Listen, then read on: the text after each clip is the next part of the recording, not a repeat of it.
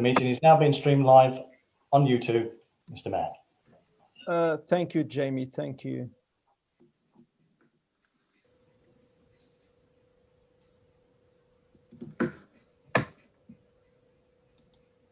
Okay. Good evening, councillors, ladies and gentlemen. Welcome to this virtual meeting of the full council. As we do usually, Janet, can we go for a roll call, please, so that the public viewing this meeting know who is attending? Thank you. Thank you, Mr. Mayor. If everyone attending could indicate their presence, please. Councillor Tracy Abbott. Present. Present. Councillor Tom Ashton. Present. Councillor Alice. Thank you. Councillor Alison Austin. Present. Councillor Richard Austin. Present. Sir Peter Bedford. Present. Councillor Alan Bell. Present. Councillor David Brown. Present. Councillor Michael Cooper. Present. Councillor George Corner. Present. Councillor, well, yourself, Mr. Mayor. I am here. Thank you. Councillor Dorian. Present. And Jeanette, Councillor Rush is trying to get in the meeting, so hopefully he'll join us in a few minutes. Right. Thank you. Councillor Vivienne Edge. Present. Councillor Deborah Evans. Present. Councillor Paul Goodale. Present. Councillor Martin Griggs. Present. Councillor Neil Hasty. Present. Councillor Martin Howard. Present. Councillor Jonathan Noble. Present. Councillor Frank Pickett. Present. Councillor Brian Rush, I understand, is still trying to connect. Councillor Judith Skinner. Present. Councillor Paul Skinner. Present. Councillor Chelsea Trafford has sent apologies, I understand. Yes. Councillor Aaron Spencer. Present. Present. Councillor Yvonne Stevens. Present. Councillor Peter Watson. Present. Councillor Judith Wellborn. Present. Councillor Nigel Welton. Present. Councillor Stephen Woodcock. Sorry, He Councillor has Stephen resigned. Woodliff. Sorry. Yes, I am. That was my slip there. It's all right. Councillor Stephen Woodliff. A new name for myself. Yes, I'm here. Yes, under any name actually. Thank I don't you. mind. Thank you. The officers, the Chief Executive Rob Barlow. I'm present, Jeanette. Thank you. Deputy Chief Executive for Police and Monitoring Officer Michelle Sachs. Present, thank you, Jeanette. Thank you. Deputy Chief Executive Strategy Tim Leader.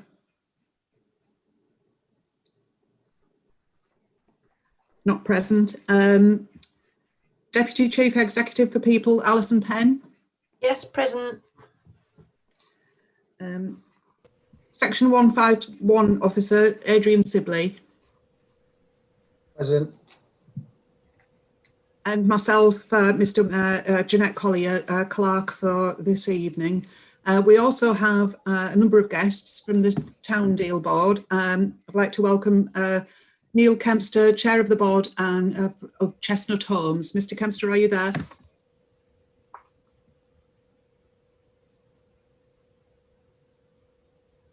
Present, Mr. yes.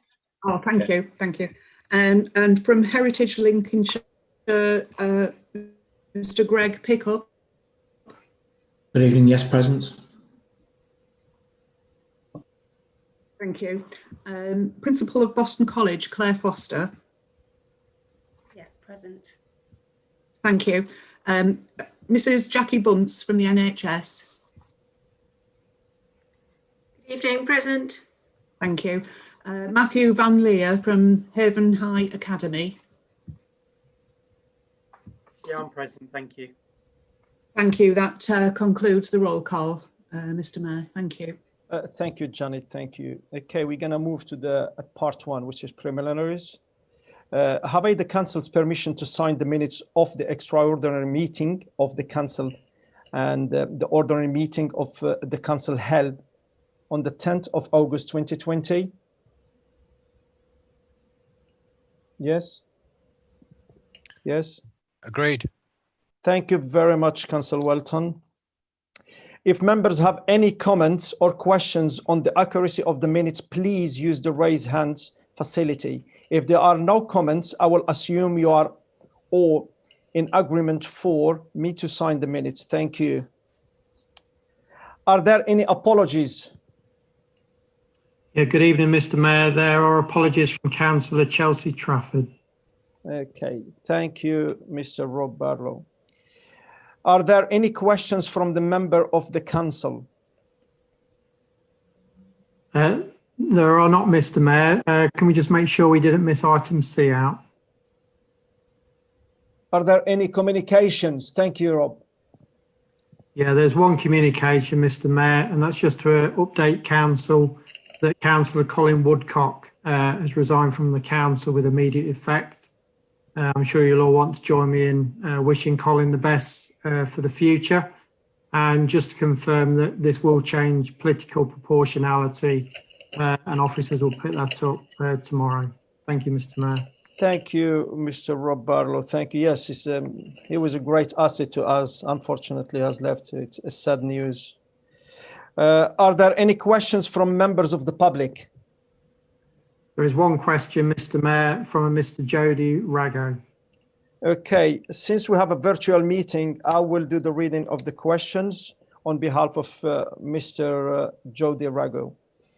And that question, it goes to the leader, please. In accordance with the procedures rules for remote meetings, I will read Mr. Rago's question to the meeting.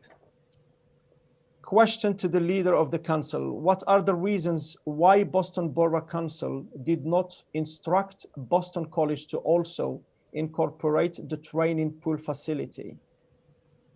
A well-used and valued asset at Jeff Mulder Leisure Center into the latest plans for the Mayflower suite, and what are the Borough Council plans to provide a dedicated training pool for our upcoming Bostonian athletes and swimmers in the future? And that's to Councillor Paul Skinner, please, if you would like to comment. Thank you, Mr. Rago, and thank you, Mr. Mayor, for reading that out. Firstly, there are many users of the training pool at Jeff Mulder Leisure Centre. My observation is that we didn't instruct anybody to do anything at this stage because we are in the early stages of scheme development, and we will need to decide what the precise combination through an iterative process that takes account of cost of maintaining, improving, replacing and or relocating various facilities. There are various projects that the town board are in the process of bidding for, and the Boston Borough Council is the fund holder for this process. The town board are the generator of the schemes, and these are not fully developed projects yet. They develop schemes, but the detail is probably not all there at this stage. There were some bits shared with us last week. I can confirm to you that I was probably one of the few councillors here today that took part in the protest march 10 years ago. And also that Positive Futures, aided by Boston Canoe Club, were actually using the training pool prior to it being heated and prior to it being open to the members of the public. Thank you, Mr. Mayor. Thank you, Councillor Skinner. I have a supplementary question by Mr. Ragu, which was submitted just today after 2 o'clock. So I will read for you the supplementary question. Okay, it's a bit of a long one, so keep up with me. At the cabinet meeting on Wednesday, the 9th of September, the cabinet agreed the following recommendations: that the deputy chief executive strategy, between brackets, be authorized to communicate to the principals of Boston College that the council is minded to enter into an agreement to lease the Jeff Mulder Center in order to facilitate the development of the college's Mayflower Center project. And the Deputy Chief Executive, between brackets strategy, communicated to the cabinet during the meeting that Boston College needed reassurances from Boston Borough Council so they can instruct their architects to develop plans for the Mayflower suite. Also at the town board meeting on the 5th of October, which both you and Councillor Goodale attended as representatives of Boston Borough Council, the board agreed for the college to develop a proposal to incorporate the leisure pool into the designs for the Mayflower suite. I therefore respectfully disagree with you that the Boston Borough Council have not instructed anyone to do anything at this time. I therefore like to ask again why there has been a little to no consideration in incorporating the training pool facility between brackets alongside the leisure pool into any future plans for the Mayflower suite or PE 21. And will the Boston Borough Council tonight make a commitment to support the users of the training pool between brackets again, including the Boston Amateur Swimming Club, Boston Canoeing Club, the Sub Aqua Club, the Sea Cadet, and the many other groups in providing an alternative sustainable location to use in the training pool facility does not feature in any future plans. It's all to you, Councillor Skinner, please. Thank you. Can we have an answer? Thank you, Mr. Raggio, for the supplementary, and thank you, Mr. Mayor, for reading that out. The clue's in the wording, actually, minded to. Quite frankly, anybody can have plans to do anything with anybody else's property, but there's little point in doing anything at all unless people actually are minded to even look at it. So at the moment, this is all in very early stages, and it is that we're minded to look at it. This is part of a bid process. The bid process is due to be in for the 31st of this month. This process was started in January. Our colleagues in economic development have worked very hard with the town committee to actually pull all this together so it can actually be considered. So at the moment, nobody's committed to anything exactly, only the principals to look at it and the principals to receive a grant. And I very much hope that everybody in the town will actually welcome the work that's gone in. You will hear a little bit later on, the £25 million of the government is, there's another £13 million that's added to that. This project is £38 million to this town. So it's quite easy, you know, do we consider it or do we just park it? I think we consider it and work very hard to look at all solutions possible. Thank you very much, Mr. Mayor. Thank you, Councillor Skinner. And I hope that Mr. Rago is satisfied with your answers. Thank you very much. Now, I will inquire whether any members wish to declare any interest in respect of any items on the agenda.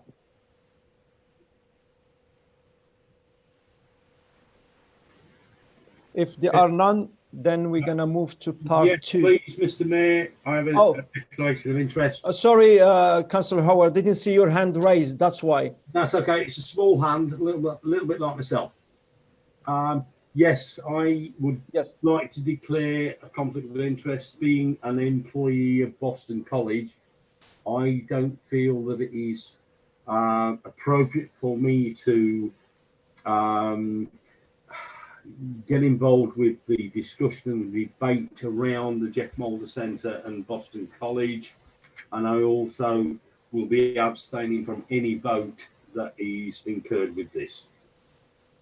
Thank you, Councillor Howard. Thank you. Thank you. Is there anybody else? I have Councillor Martin Griggs. Can you bring me, please, Jamie, Councillor Martin Griggs on the screen? Thank you very much, Mr. Mayor. My internet's a bit bad, so my camera is presently off. Yeah, my declaration of interest is the same as Councillor Howard's. I don't feel, however, that my recent employment at the college means that I can't vote on the town deal. However, if discussion goes too much into the Mayflower Centre, I also will be abstaining. Thank you. Okay, thank you, Councillor Griggs. Is there anybody else? Okay, I don't see any hands, so thank you. Now we're gonna move to part 2 agenda items.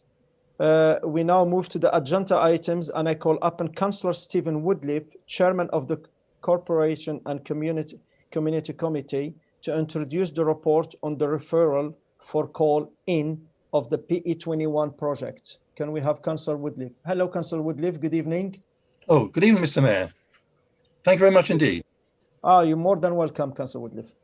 I'm just going to read a short screed and then we can get into the debate. Thank you, Councillor Woodliffe. So, thank you, Mr. Mayor. Well, I don't intend to read through the report, but briefly set out the reasons for the call-in. As chair of the CNC Overview and Scrutiny Committee, it's my duty to report the findings and decision taken at the meeting of the CNC Committee on the 1st of October in regard to the call-in facilitated to examine the decision to consider, it's very important, to consider entering into a leasing agreement to lease the Jeff Mulder Leisure Centre to Boston College for redevelopment. The reasons for the call-in are listed on page 14 of the report in your possession. The decision of the committee was that this matter be referred to full council for debate prior to taking one of the 2 decisions as listed on page 13 or any other decision that members see fit. For those following the cabinet meeting of the 9th of December, it would have come as something of a shock to hear that the council was considering a request from Boston College to consider a lease for the Jeff Mulder Leisure Centre site, which, if granted, would result in the closure of both swimming pools and their demolition. No plan has yet been published to replace the pools or the gym facility that has been shared with councillors or the public, just vague suggestions. Since this proposal to consider a lease was aired, there has been much frantic brandishing of reassurances and promises to allay public criticism. But the evidence on the street is that the council has a long way to go to recover public trust and confidence. We now read that a contractor has offered to build a new pool complex for about 11 million, according to the report. But how it would operate, how it would compare with the current facility and with others elsewhere, we don't know. Without detailed plans and a clear strategy, exchanging a well-used popular leisure facility for merely the promise of a better facility has no legs, as people say. Perhaps one of the more depressing aspects of this matter is that both the Target and the Standard ran almost identical reports on this decision and the call-in. Although both newspapers reported detailed statements from both Councillor Nigel Welton and Tim Leader, neither paper bothered to speak to the person who set the call-in in motion, or as far as I'm aware, any of the other signatories. The decision the Cabinet voted through is to consider entering into an agreement to consider to lease the site and to lease it to Boston College. Councillors who called in the decision, for that is what it is, came under heavy pressure to withdraw the call-in on the basis that any delay threatened the overall project.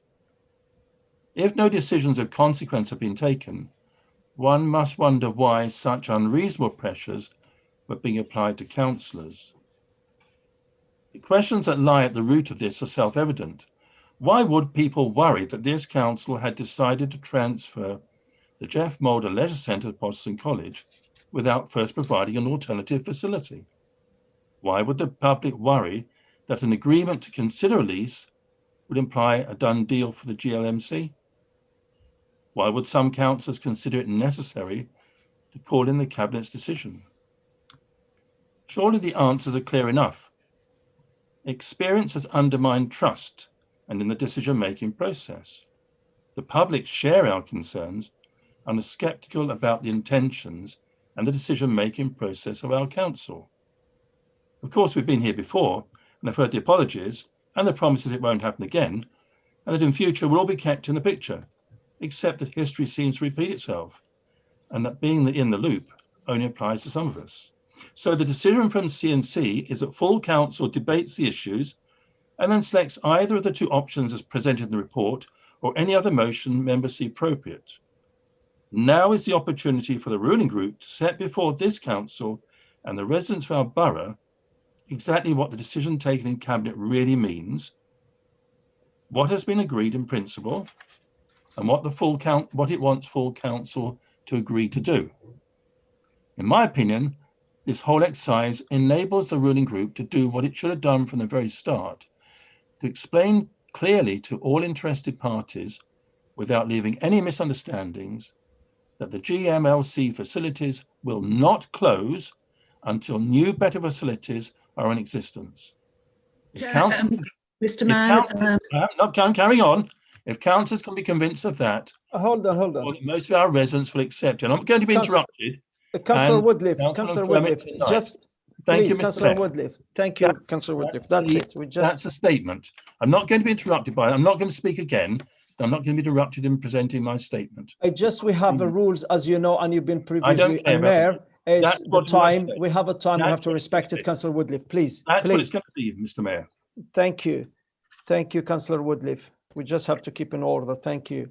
Now, before we move on, we're going to need probably a mover and seconder. Is there anybody seconding that? Could I have a point of information, Mr. Mayor, please? Yes, Councillor Dorian. Thank you. Mr. Mayor, sorry, I am so sorry to interrupt. Yes, Janet, just once. Councillor Dorian, but I understand that we don't have a point of information, only a point of order or explanation. And if you do seek more information, I have to start your 5 minute speaking time. Do you wish to have your 5 minute speaking time now, Councillor Dorian? No, you're right, Jeanette. Thank you. It was a point of order, not information. Oh, yeah. Thank you. So if I could continue, Mr. Mayor, it is a point of order. The 5 minute speaking rule, I didn't think applied to the chair of scrutiny when they were presenting their report from the scrutiny committee. Could I have a ruling on that, please? Can we bring, please, Michelle Sachs in this and give us some explanation on that? Thank you, Mr. Mayor. I'll have to look at that for Councillor Dorian and get back to you during the meeting. Thank you. But I understand Councillor Woodliff has completed his statement anyway, as he alluded to. So the fact that he's finished speaking, it's not an immediate priority, and I will get a response back to Councillor Dorian. Thank you. Thank you, Michelle. Thank you. Okay. Do we have a seconder?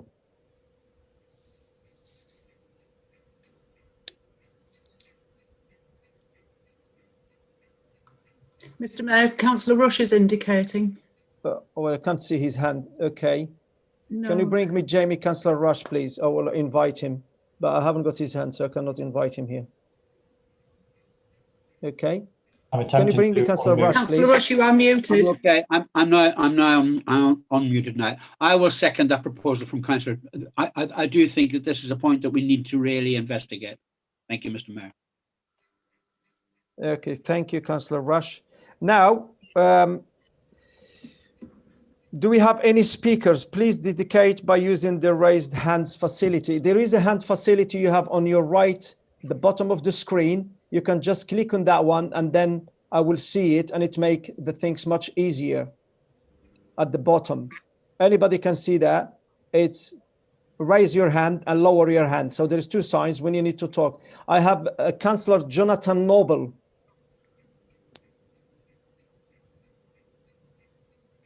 Thank you, Mr. Mayor.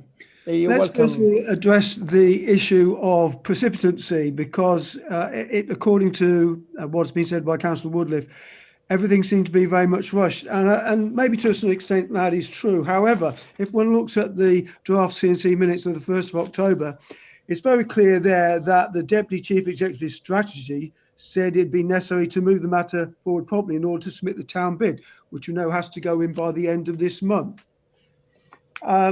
as regards what Councillor Woodley said, he says it's a well-used popular leisure facility. None of us disagree with that. And I think it was very clear, it was made very clear at that CNC call-in meeting that there was actually no plan to demolish the swimming pool, but rather to incorporate it into some new college complex. I thought Mr. Rago in his questions made some very valid points, actually, because he talked about the future, the possible future of the training pool. And from my opinion, it would be excellent if also the training pool could also be incorporated into that new complex, because I think he said that it's presently used by the swimming club and the canoeing club and the surf aqua club, or certainly has been in the past. I'll make this other point about finance.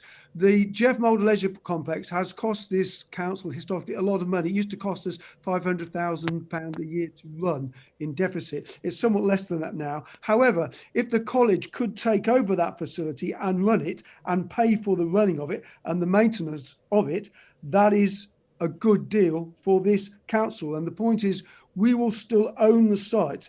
There's only a proposal to lease it to the college, and as the terminology said, it was minded to approach the college with a view to them leasing. So nothing had been decided. So I hope other members will agree with me that if we can incorporate the pool into the new Mayflower complex, if it should happen, and also the training pool as well as the leisure pool, that would be an excellent solution. Thank you, Mr. Mayor. Thank you, Councillor Noble. Is there anybody else wishing to speak, please? You can lower your hand, Councillor Noble, now. Yes, I'm attempting to. Thank you, Mayor. Time. It keeps coming. Okay. Is there anybody else wishing to speak, please? Mr. Mayor, Councillor Cooper is indicating on screen. Okay. Can I have Councillor Cooper, please, Jamie?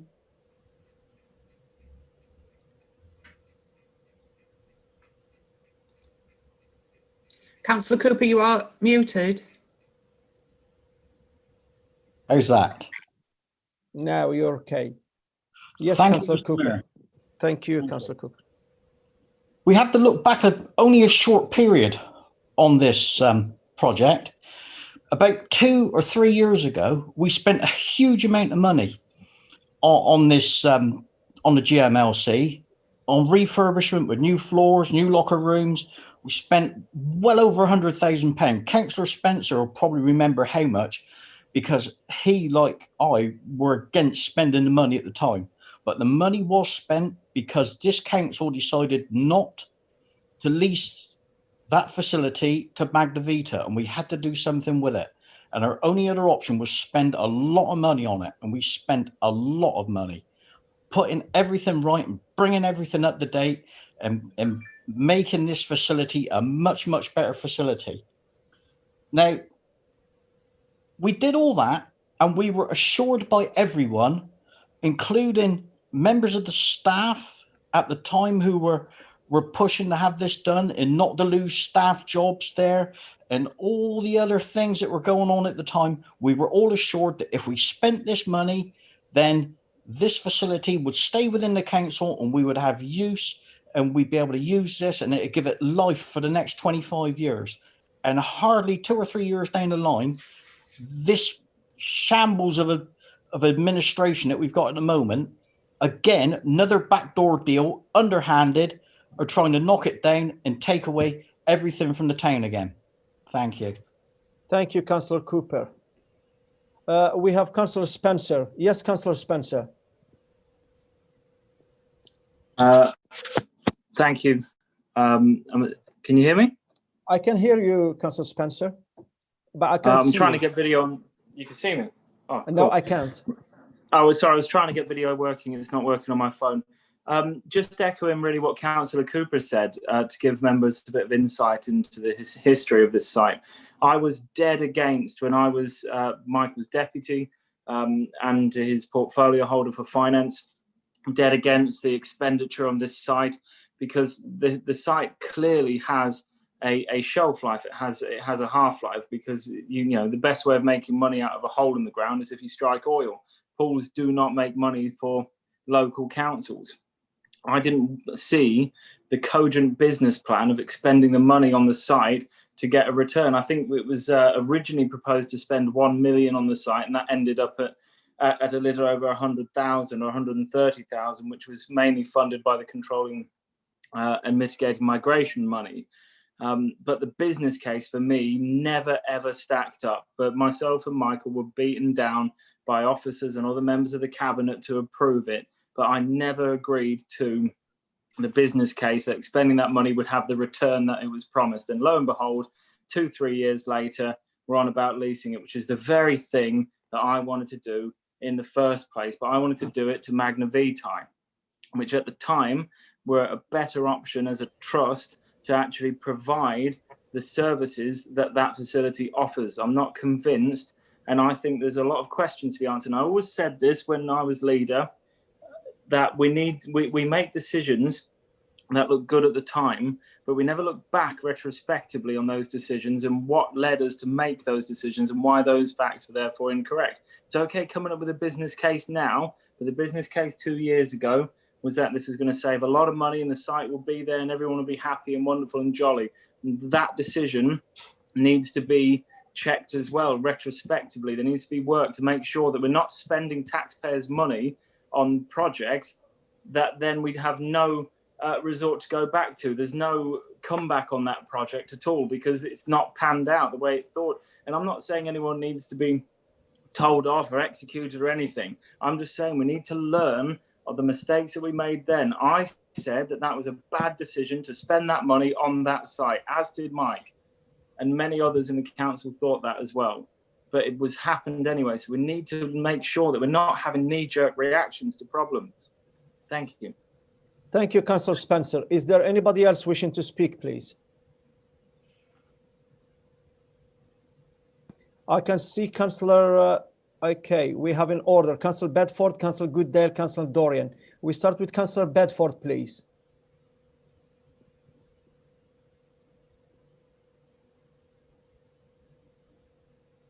Hello. Yes, Councillor.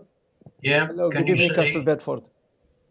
Yeah, thank you very much.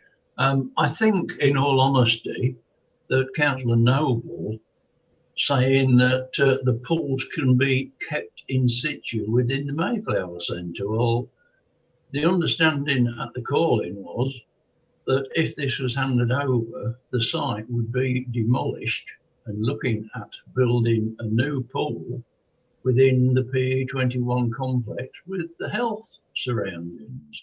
So I really, at this moment in time, can't see what Councillor Noble's argument was. To me, the simple solution is with this, that we have an understanding in writing if need be, and well, preferably in writing, so that this council knows that yes, you can go ahead with a mutual understanding to push ahead for funding, but unless a new pool is devised, designed and constructed before this is handed over, and that to me is the way forward. We can go round and round and round in circles on this. And yes, we put new biomass boilers and all sorts in it about 4 years ago, I think it was now, to reduce all the running costs. But at the end of the day, if we're going to get a new pool paid for out of this grant money within PE21 and car parking and everything else to go with it, then fine. But we do need an understanding that we do not hand the Jeff Mole Centre over until such development has happened. And that is the only way forward for me. Thank you. Thank you, Councillor Bedford. Thank you. Can we have Councillor Goodale, please?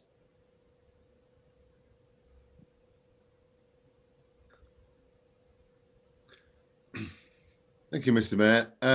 Obviously, I do sit on the town board, so I'll declare that at this moment in time. I, as the chair of BTEC, I actually represent BTEC on that board. Councillor Skinner is the council's representative. I represent BTEC, although that is obviously a council position. But I think we are confusing two things here. The problem with the call-in, and where the confusion arises is where that was a new facility within the leisure within the medical complex and the medical and health and wellbeing centre, which was within the PE21 project in the Lincoln Lane area, whereas the proposal now has moved to being incorporated within the Mayflower project. So there are two different things. But I think from the council's point of view, the borough council's point of view, we have, and I can't comment on the decisions made 2 or 3 years ago, but I am a big supporter of keeping a pool and keeping a pool in public ownership. That means being owned and run by the council. But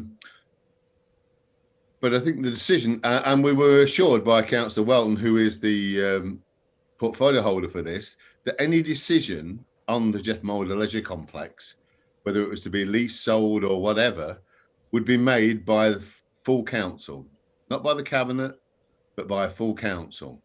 So and that was to give the council assurance. I mean, I did sign the call-in because I felt members were not being kept up to speed. But now, because the speed the town board were having to move was actually sort of out of kilter with the council's meetings.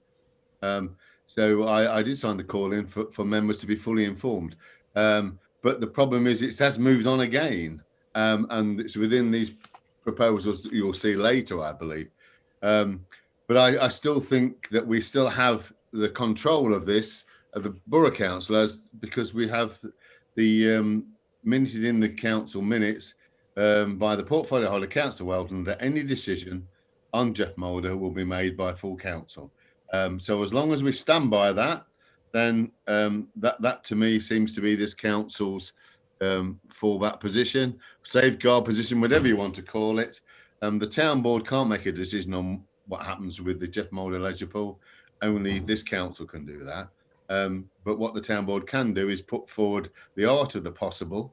And I do support that we look at all options, so that when we make a decision, we make it in the right way, and we have all the options. We know what's involved. We have what we have already. We know what we could have, or we can see what we could have, and we can make a decision on that basis. So it's really the art of the possible against what we already have.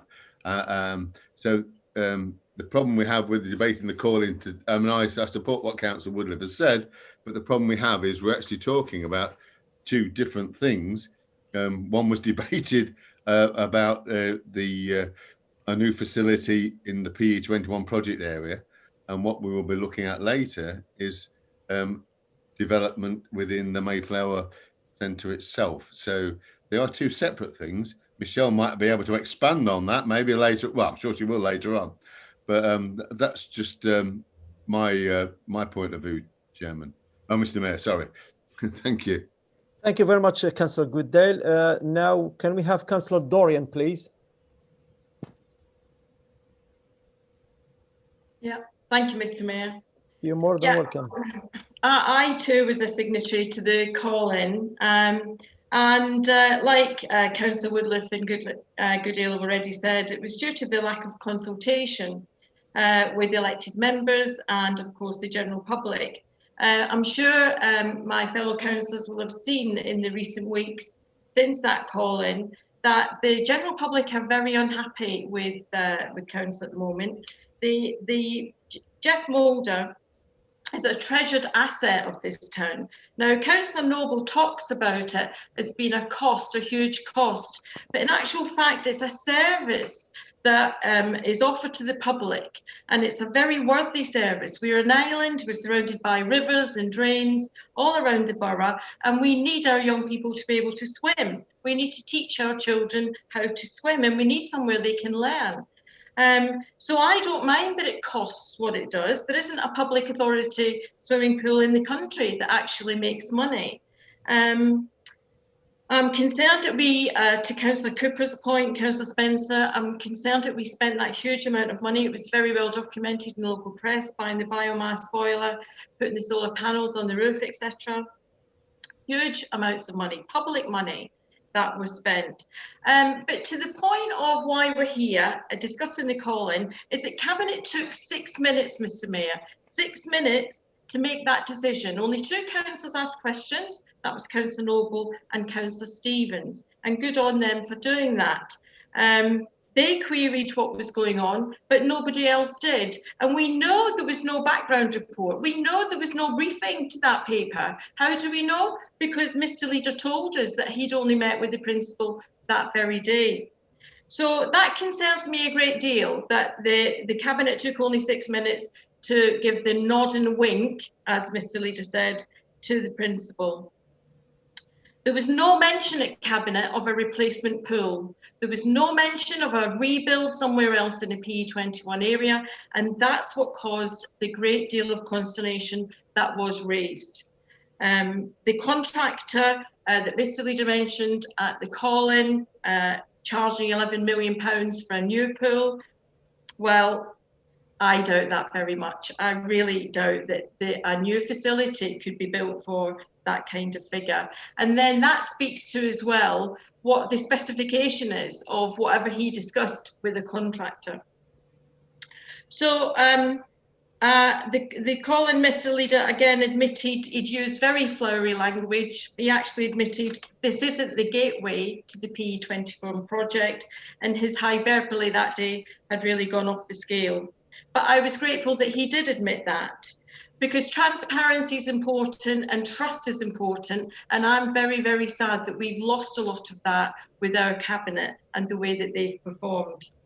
So I don't know, Mr. Mayor, you took a seconder earlier on, and I'm not sure what for, because I was going to make a recommendation on page 13.2 that we refer the matter back to Cabinet for further consideration. And I was going to look for a seconder for that. But please correct me if I'm wrong, Mr. Mayor, that somebody else did make a recommendation.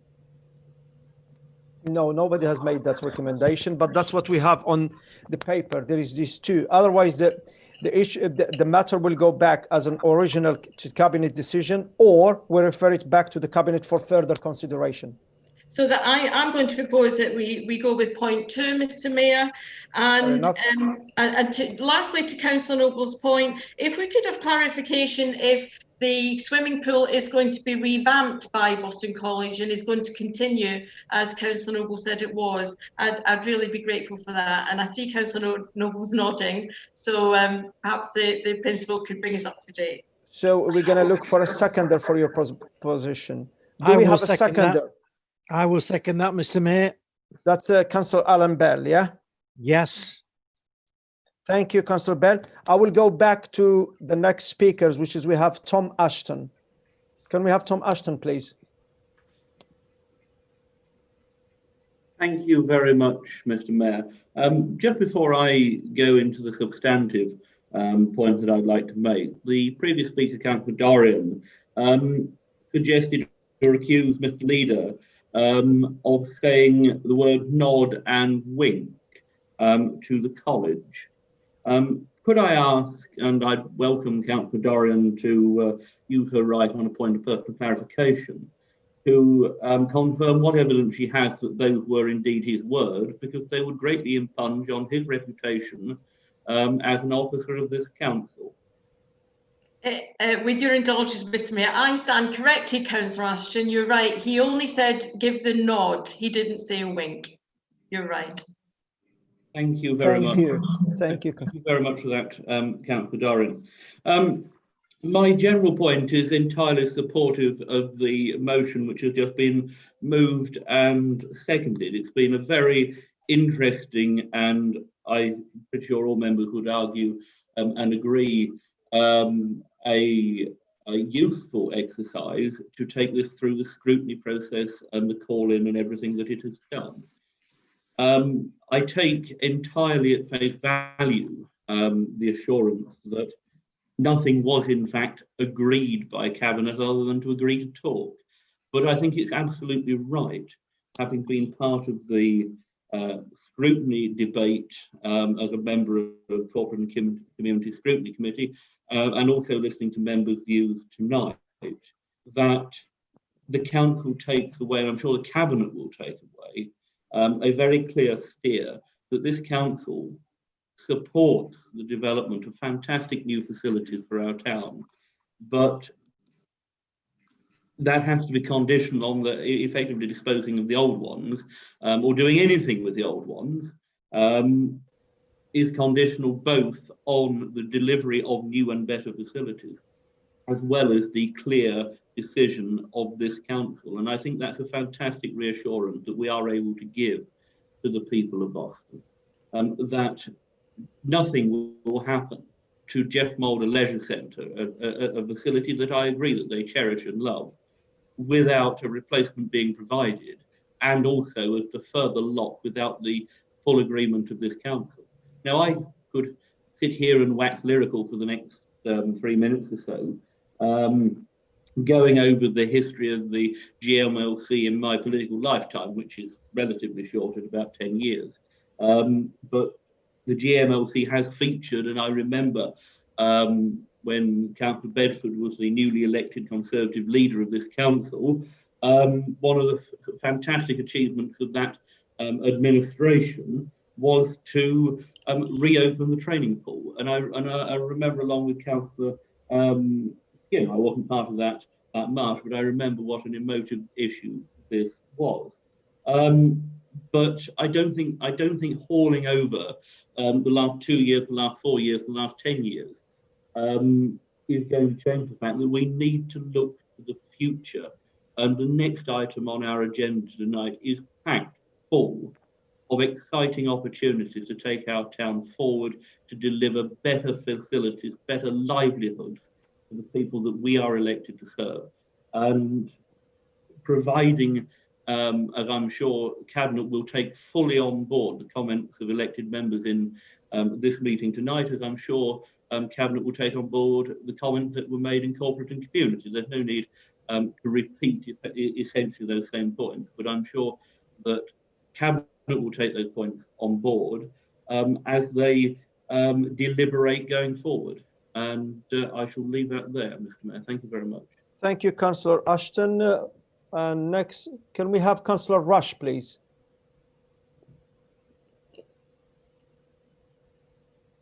Thank you, Mr. Mayor. Thank you, Councillor Rush. Yes. It takes a little time for us to push that button and get a clear signal, but we manage it in the end. We will be patient with you.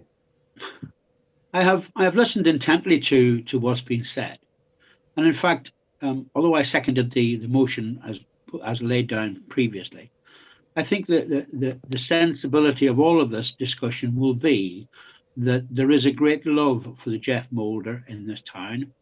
I don't think anyone that I've heard is actually saying that we get rid of it and don't replace it. I think the whole premise of the project is that a replacement would be made, if indeed not total refurbishment, but if it were to be demolished, that a complete and working facility would be up and in action before a shovel was laid on the site. And if that was the case, then I would be more than happy to support that same motion. Thing is, we must realise, and I remind most councillors here, that we are the guardians of the treasures of this town. Things like the Jeff Moulder may not be an important element in everyone's life, but there are a lot of people in this town, a lot of families in this town who have yes, been taught to swim there, so it's kept them safe. It's also a facility that should not be thrown away very lightly, because community facilities like that are a vital provision for the people of this town. It's a community facility which all sorts of different people from different walks of life mix and match and communicate. And even that on its own is a valuable asset.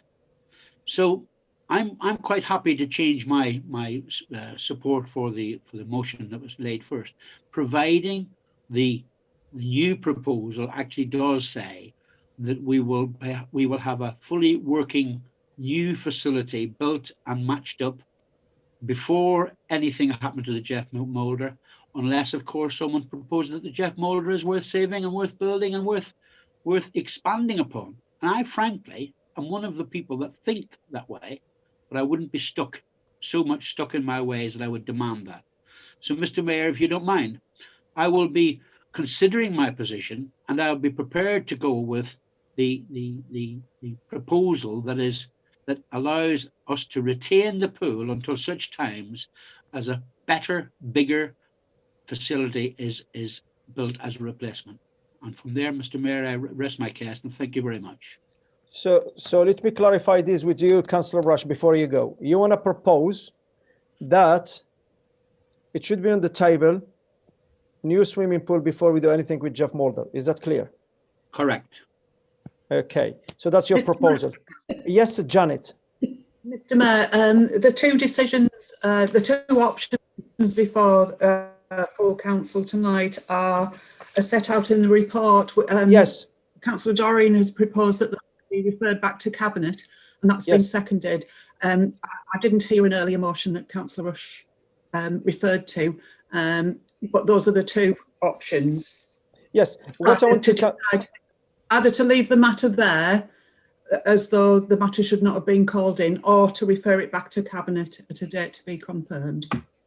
Just to say something on, I will get back to you, Councillor Walton, Councillor Skill and Councillor Noble. Just to say that I think it was on the website of the BBC that it will be nothing done for Jeff Moulder until we have something to replace it. And I think it's already on the BBC's website. You're right, Councillor Edge. Councillor Edge, are you okay? Well, a little bit. Feeling a little bit wheezy at the minute. Do you have some water with you? No. You can go and grab some water. I'll probably be all right in a minute. You sure? Might even just take a walk and come back here. I can wait for you. Go and grab something to drink if you can. There is, I think, Councillor Richard Austin. I can see him coming. Excuse me. Sorry. Just 1 second. Oh dear. It's called getting older. Thank you for your kindness, Richard. Thank you. Have some water. You okay? Yes, thank you. Okay. You can mute, Councillor Edge, you can mute your microphone if you wish to, if you know how to do that. You don't, so leave it as it is. It's fine. We can do. Thank you, Janet, for your clarifications. Yes, Mr. we have Mayor, only. Mr. Mayor, sorry, it's Michelle. May I come in? Yes, Michelle. Thank you. Just to reiterate what Jeanette has said, there are only two options on a referral for scrutiny. That is, one to refer back to the executive, or one to make the decision that there wasn't there had been no need for a call-in. So therefore, those are the only two options that are available for the council tonight under the scrutiny rules. Yes, Michelle, thank you. I do understand that. That's what I clarified for Councillor Rush, because it is on the website. Whatever. So we have Councillor Noble. I will get back to you, except if you want to make a clarification. Thank you, Mr. Mayor. Yes, it's a point of personal explanation to help Councillor Dorian. It's with regard to the Mayflower Centre. That Mayflower Centre is going to be a centre for business skills, enterprise, training, learning. There's going to be hairdressers there, a coffee shop. It's going to be open to members of the public. So it's not a question of only members of the public not being able to access that pool anymore. It's going to be a community facility open to all. So I just want to make that clear. And yes, the argument has moved on because the proposal is to retain the pool there on the Mayflower site. Thank you, Mr. Mayor. Thank you, Councillor Noble, for the clarification. Can we have Councillor Walton, please?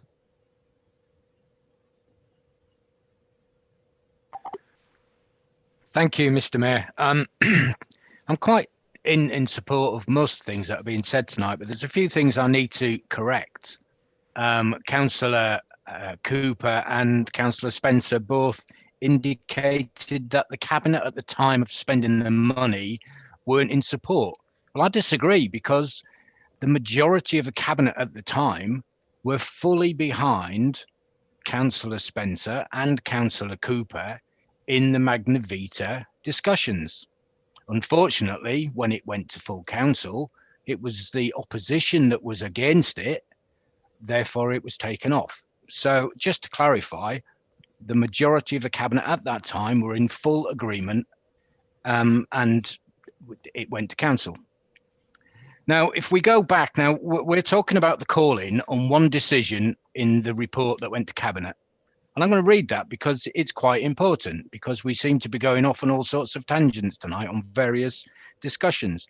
So the decision that cabinet made that was called in by scrutiny was that the Deputy Chief Executive Strategy be authorised to communicate to the Principal of Boston College that the council is minded to enter into an agreement to lease and a lease for the Jeff Mulder Centre in order to facilitate the development of the College Mayflower Centre project.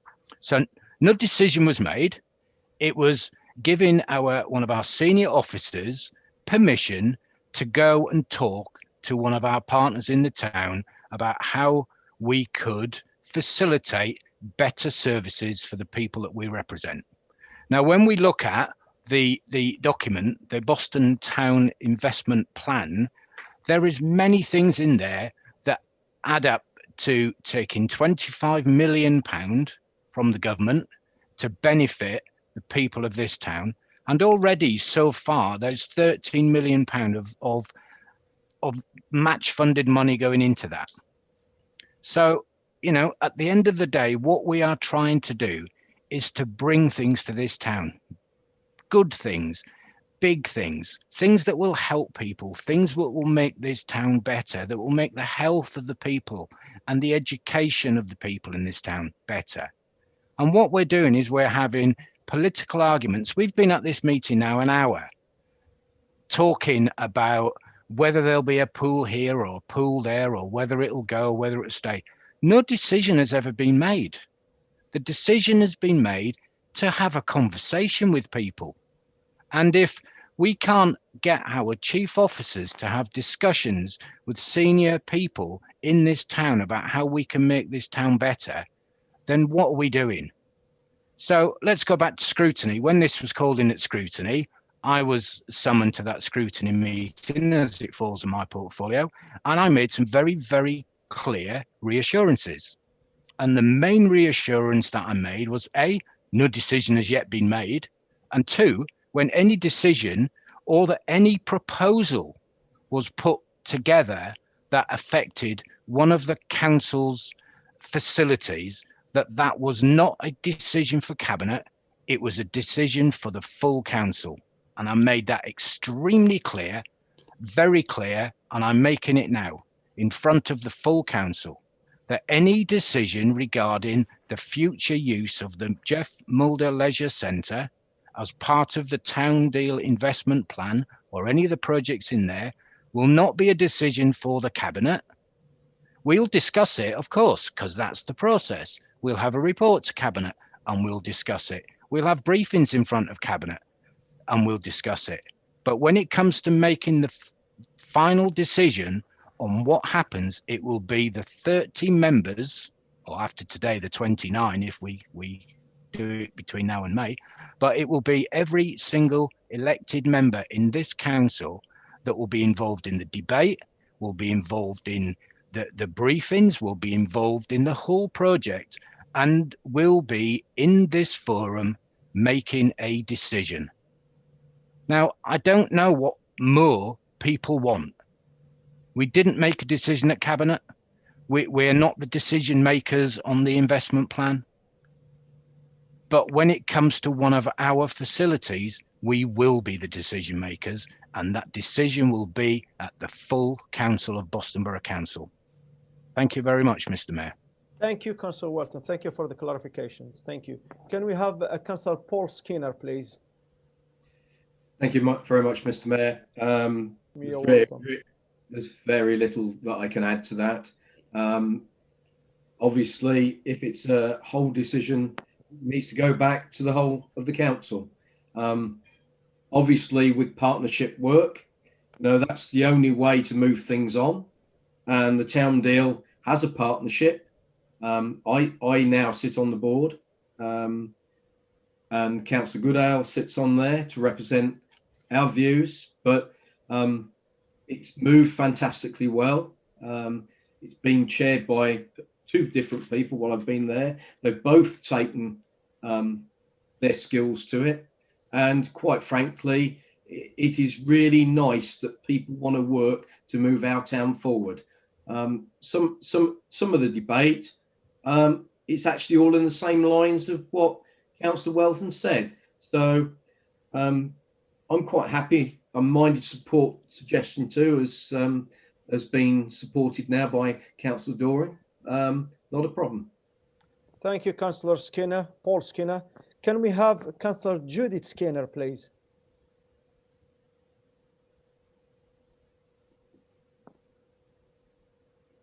Judith, are you there? I am. Thank you, Mr. Mayor. Just takes me a few minutes to unmute me and put me up on video. Thank you very much, Mr. Mayor. You're welcome. I think I agree with a lot of what's been said tonight. And as a council, we have to have an open mind, and we should look at all possibilities to see what is best for Boston. I'm sure all 30 of the councillors have that in mind. We have to have discussions with our partners, and I'm sure that they too want the best for Boston. I am also minded to go with Councillor Dorian's recommendation for option 2. Thank you very much. Thank you, Councillor Judith Skinner. Okay, we have the last hand probably is Councillor Peter Watson. Can we have Councillor Peter Watson, please? Good evening, and thank you, Mr. Mayor. You're more than welcome, Councillor Watson. Very straightforward question I have, which hopefully someone can answer for me, is if the Jeff Mulder Centre is taken over by Boston College and it continues as a pool, why do we need another pool built? Or have I missed something here? Help me, someone, please. Well, this is all part, I think, of PE 21 development and what we can do best for Boston. But that one, I think it will be referred probably to the town deal, and then we can go through it again, your question. Is that right, I think? Thank you, Councillor Watson. Thank you. Thank you. Is there anybody else wishing to speak?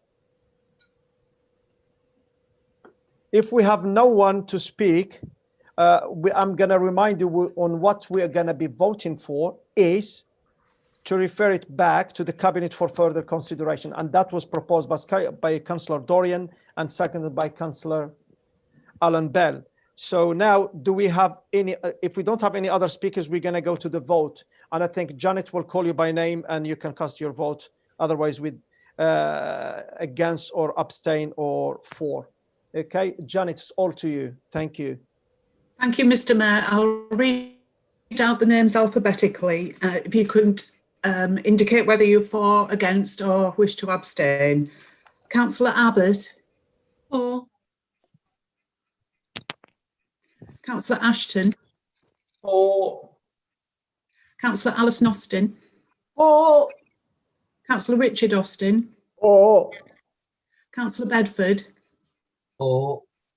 Councillor Bell. For. Councillor Brown. For. Councillor Cooper. For. Councillor Corner. For. Mr. Mayor. For. Councillor Dorian. For. Councillor Edge. For. Councillor Evans. For. Councillor Goodale. For. Councillor Griggs. For. Councillor Hasty. For. Councillor Howard. Abstain. Councillor Noble. For. Councillor Pickett. For. Councillor Rush. For. Councillor Judith Skinner. For. Councillor Paul Skinner. For. Councillor Spencer.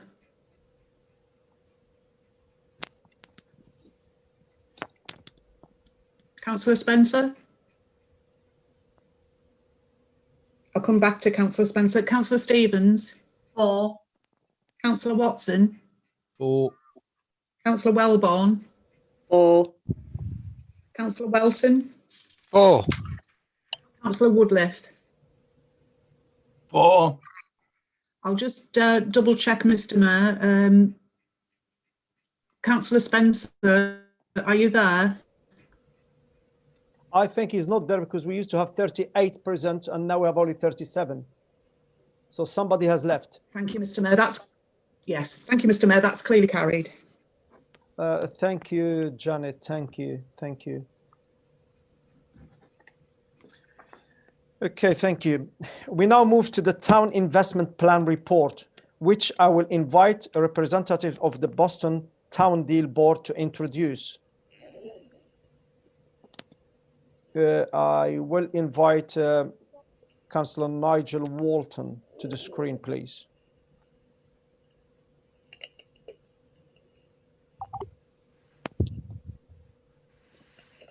If I may, Mr. Mayor. Yes, Michelle. I think you're introducing Mr. Neil Kempster first because the council were able to hear from some of the board members about the town investment plan before Sure. you move to Councillor Welton.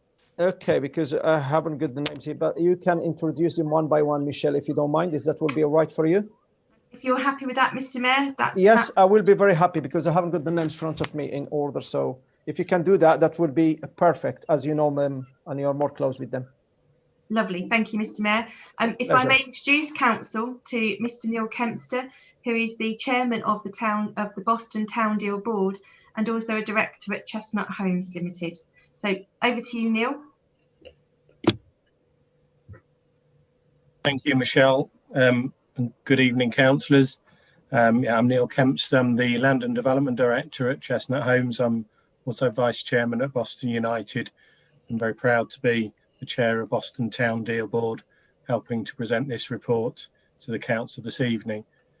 Just over a year ago, Boston was chosen as one of around 100 towns around the country, given the opportunity to bid from an overall pot of £3.6 billion of government funding aimed at unlocking the full economic potential of the nation's towns. Each town can attract up to £25 million, aiming at increasing economic growth with a focus on regeneration, improving transport, digital connectivity, skills and culture. From an initial conference held by the Council in late 2019, the Boston Town Deal Board was established in early 2020, with its composition combining many of the key stakeholders from both the public and private sectors within the area. It has provided a forum for new partnerships to be forged and existing ones to be enhanced as we have all sought to work together for the benefit of the area as a whole. The particular needs of the area were identified and the massive potential strengths of the town recognised as we established a vision for what the town deal sought to achieve. A comprehensive consultation exercise formed the basis of the initial ideas for projects as we sought to fully engage with the local community and ensure that we maximise the potential that could be realised from the funding opportunity that has been made available. Despite the onset of the global pandemic, the board and its officers have worked during these challenging times to refine the initial ideas into a firm programme of interconnected projects that we believe align with the government town deal priorities, building on the massive potential in the area and helping to address some of the key issues restricting the local economy. The town investment plan presented to you this evening is the culmination of a significant amount of work by many people, all with the best interests of Boston at heart. We recognise that this is only the start of the process and there is significant work still to be done to bring these projects to fruition through the business case development of all the projects, particularly with some of the key partners involved in some of the projects. I do believe that the town investment plan provides a fantastic opportunity for the town to attract multi-million pounds worth of grant and much funding to help deliver a number of key projects to enable the town to kickstart economic growth and act as a catalyst for future inward investment to help Boston realise its undeniable potential. So this evening, other board members are here to touch on some of the specific areas that the town investment plan seeks to address. So I will pass now to Jackie Bunce from the NHS to talk about some of the health issues in the town. Thank for you, your time. Mr. Kamser. Thank you. Thank you. Can we have? Thank you, Mayor. Good evening, ladies and gentlemen, and thank you very much for the introduction, Neil. I am delighted to be the NHS representative on the Town Fund Board, representing the NHS providers and the CCG on the board. And very much this is about our willingness and wish to see the health outcomes and the health and well-being of the good burghers of Boston improved as much as we can. The wider determinants of health and well-being are really issues that we need to address. We have higher rates of obesity, inactivity. Our cardiovascular rates are 33% higher than the national average. We have 70% of our adults are overweight or obese. And so this isn't just about P21, which is a project that is specifically has health in it, but is actually linked to all of the projects within the Town's Fund bid as we look to see how we can level up. The skills and aspirations of our young people are really important to improve their health and well-being, and also therefore their economic contributions that they can make. How we improve the housing and the smart homes project helps to maintain the independence of some of our older people. And again, that helps with our ability to support them to live well and age well. When we talk with the college around skills and training, the NHS as a local employer and as an anchor institution, along with my care sector partners, really have some skill shortages, and we really need to improve the skills locally so that we can retain people locally to live and work within Boston. And it is really important that we all work together to do that. So activity isn't just about the Jeff Moulder Centre, but it's walking from the station into the Heritage Centre and appreciating those opportunities. It is about how all of the projects link together and how we can really look at the social cohesion, the social benefits of all of the projects and the social value that working together in partnership can really add together. And that's what I believe the Town's Fund is all about. There will be benefits in terms of how the health is integrated with leisure and other services, building on some of the neighbourhood teamwork that we have already started. It is also about how we don't medicalise things, but we actually support people to live well and to understand what matters to them. So that public engagement that we've had through My Town's Fund has been vital for us to really understand what the people of Boston want and how we work collaboratively together. As you've heard, a lot of the projects are still at early stages, and we want to work with partners such as Sports England, Active Lincolnshire, picking up the comments from the work that we've done to date to really make sure that the health and wellbeing and leisure complex that we're planning really hits the mark. And I'm delighted to recommend the plan to you. I will now hand over to Matthew from Haven High. Can we have Matthew Van Leer, please, on the screen? Good evening, Mr. Mayor, and thank you for giving me the opportunity to speak this evening to you all.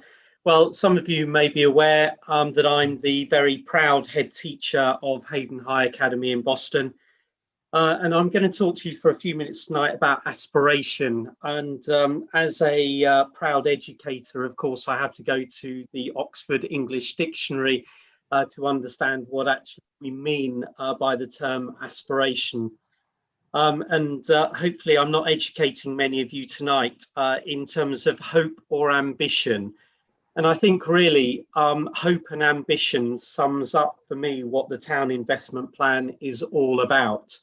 And it is about spending in the first capital phase in the region of £25 million.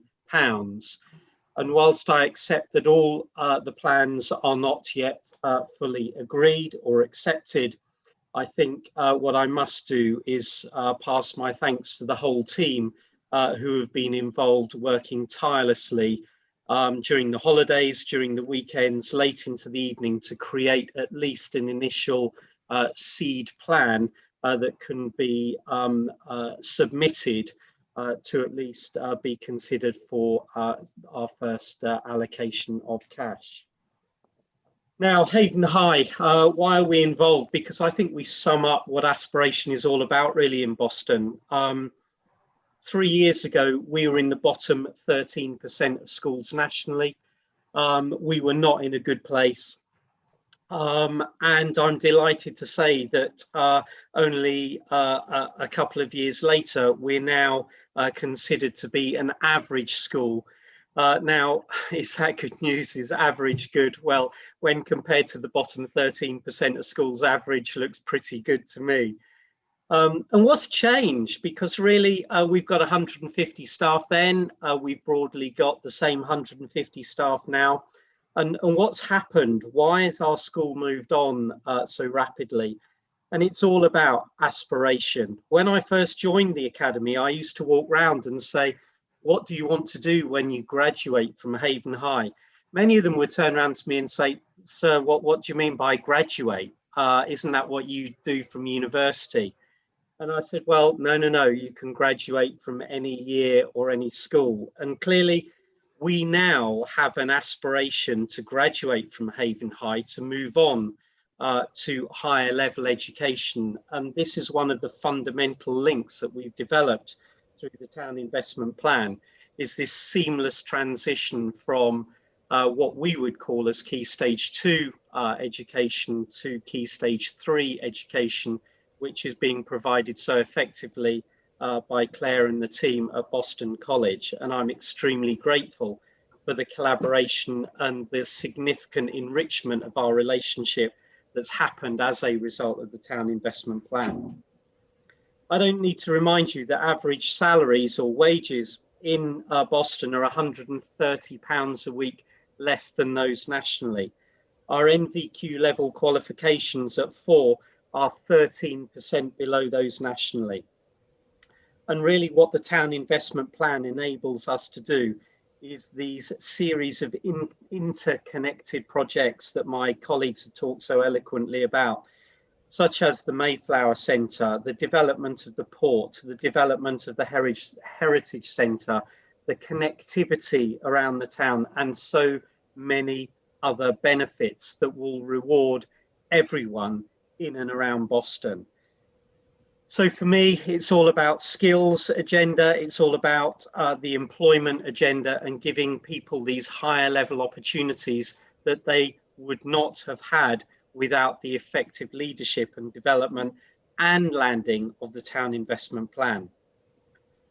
Now, my dear colleague Jackie Bunce talked so well about the importance of health and mental well-being.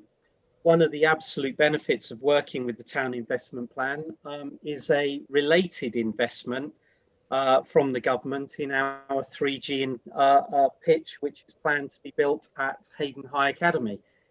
This in itself is a £748,000 investment in our academy, and the town board were able to deliver the first seed capital of £120,000, which really gave Sport England and the Football Association the belief that we were in a position to land such an amazing infrastructure project to make Haven High the centre of a community hub, where we're not just going to be focused on sort of sport, although clearly the 3G will be the catalyst for that.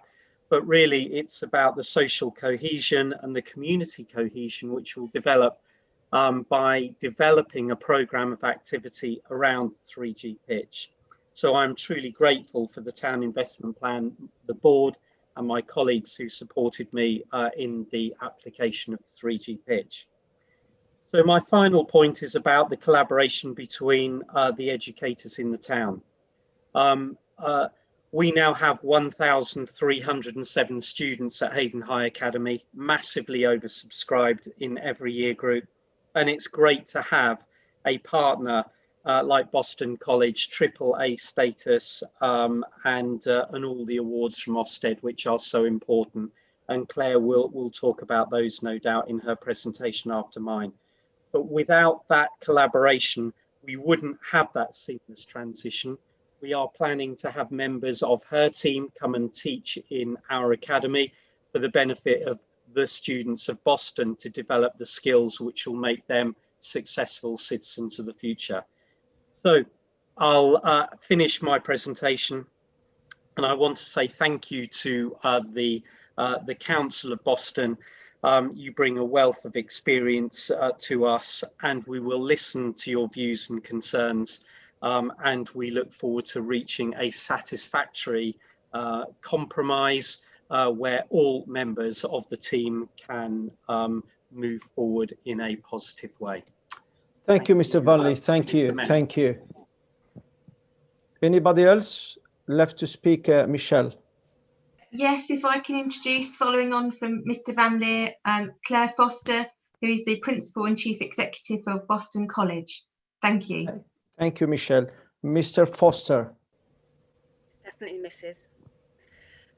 Good evening, Mr. Mayor, and good evening, ladies and gentlemen. Thank you. I have to say it's an absolute pleasure to join Boston as the proud principal of a college that is in the top 5 in the country, and this is my 25th year in further education. I'd like to echo Mr. Van Leer's comments about the work that has been done in the Town Investment Board during what has been for all of us an incredible challenge during COVID to either open or to remain open. Nevertheless, I believe that the people who have worked so hard to ensure that a plan can be recommended to you, we have all given of our time because we believe it's the best thing for this town.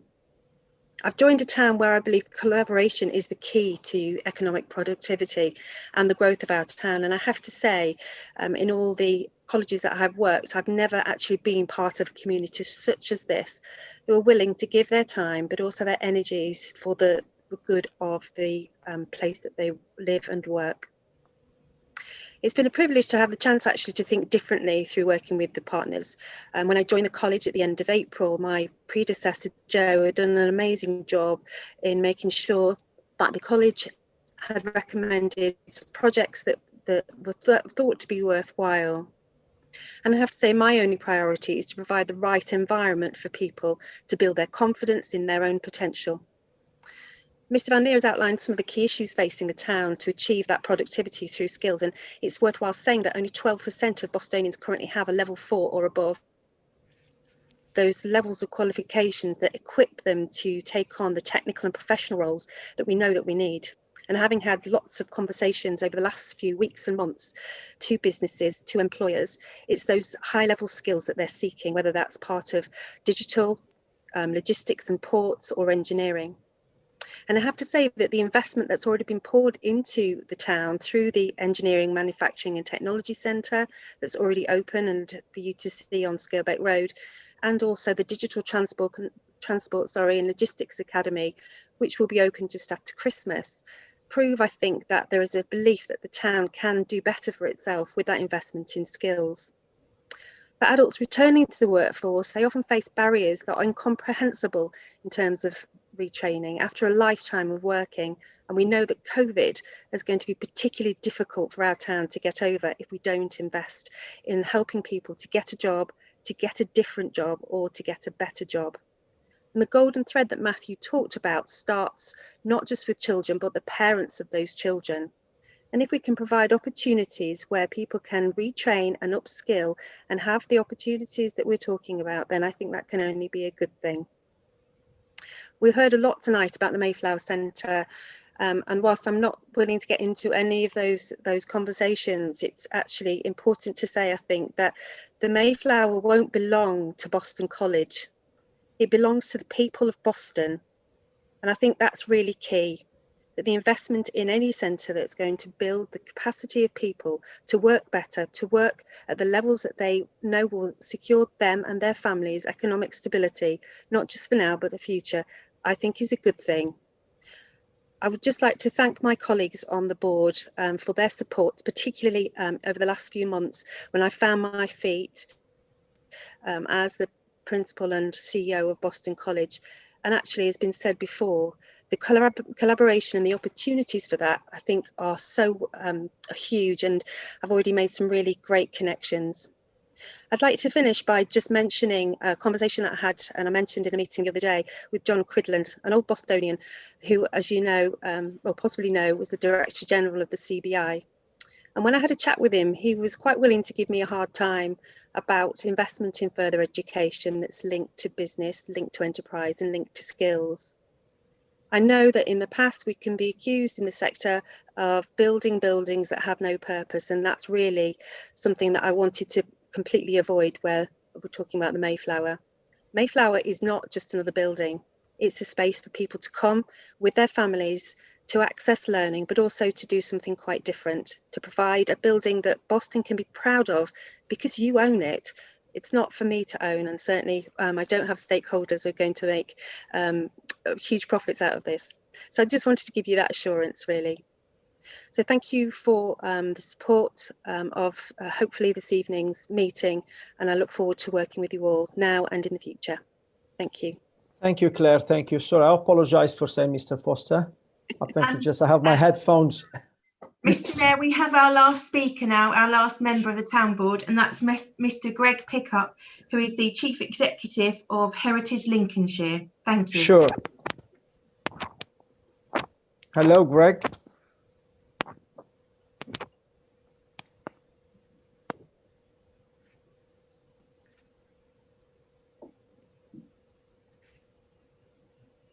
You should be there. Jamie, can you check? Have we still got Greg Pickup connected, please?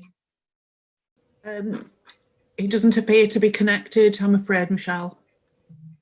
He has his video, but he's muted.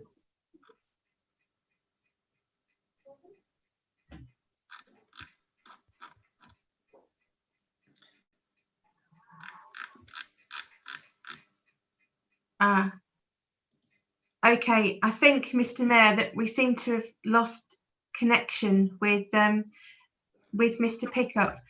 Sorry. Can you Oh, he's there. Hello, Mr. Pickup.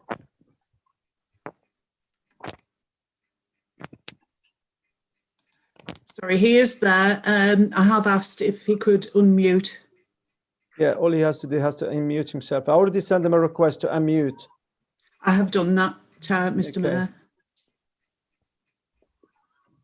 It may be that he has lost connection. This has happened before where it appeared that someone was still connected.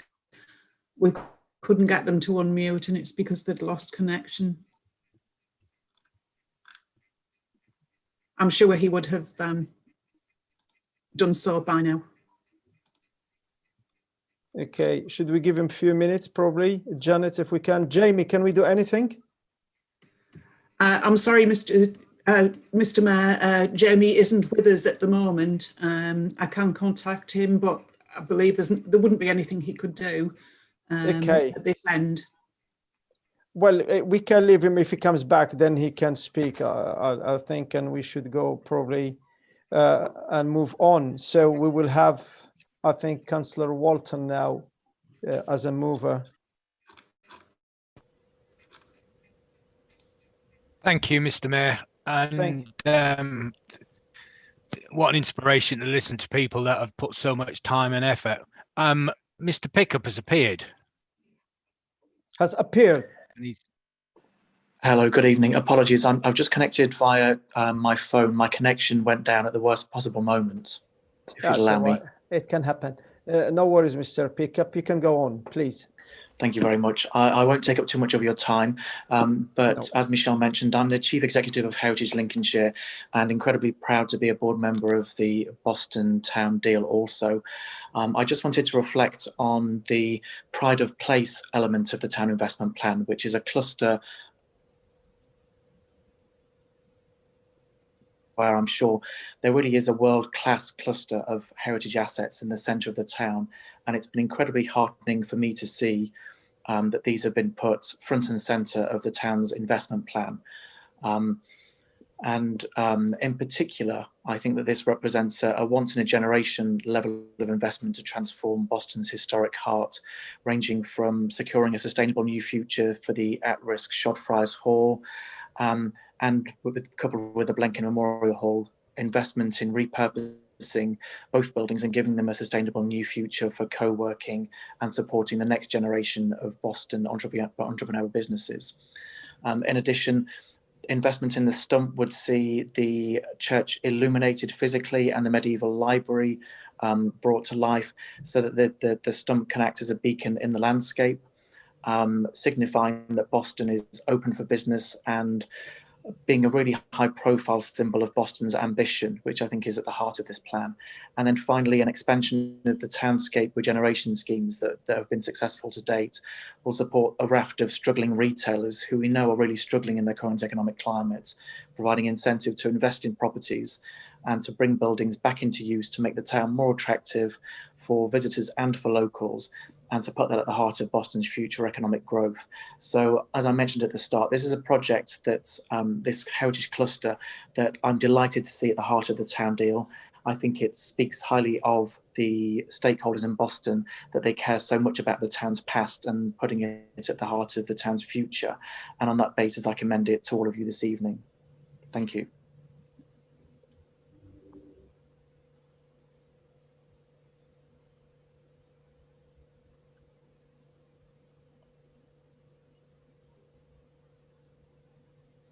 Mr. Mayor, you're on mute.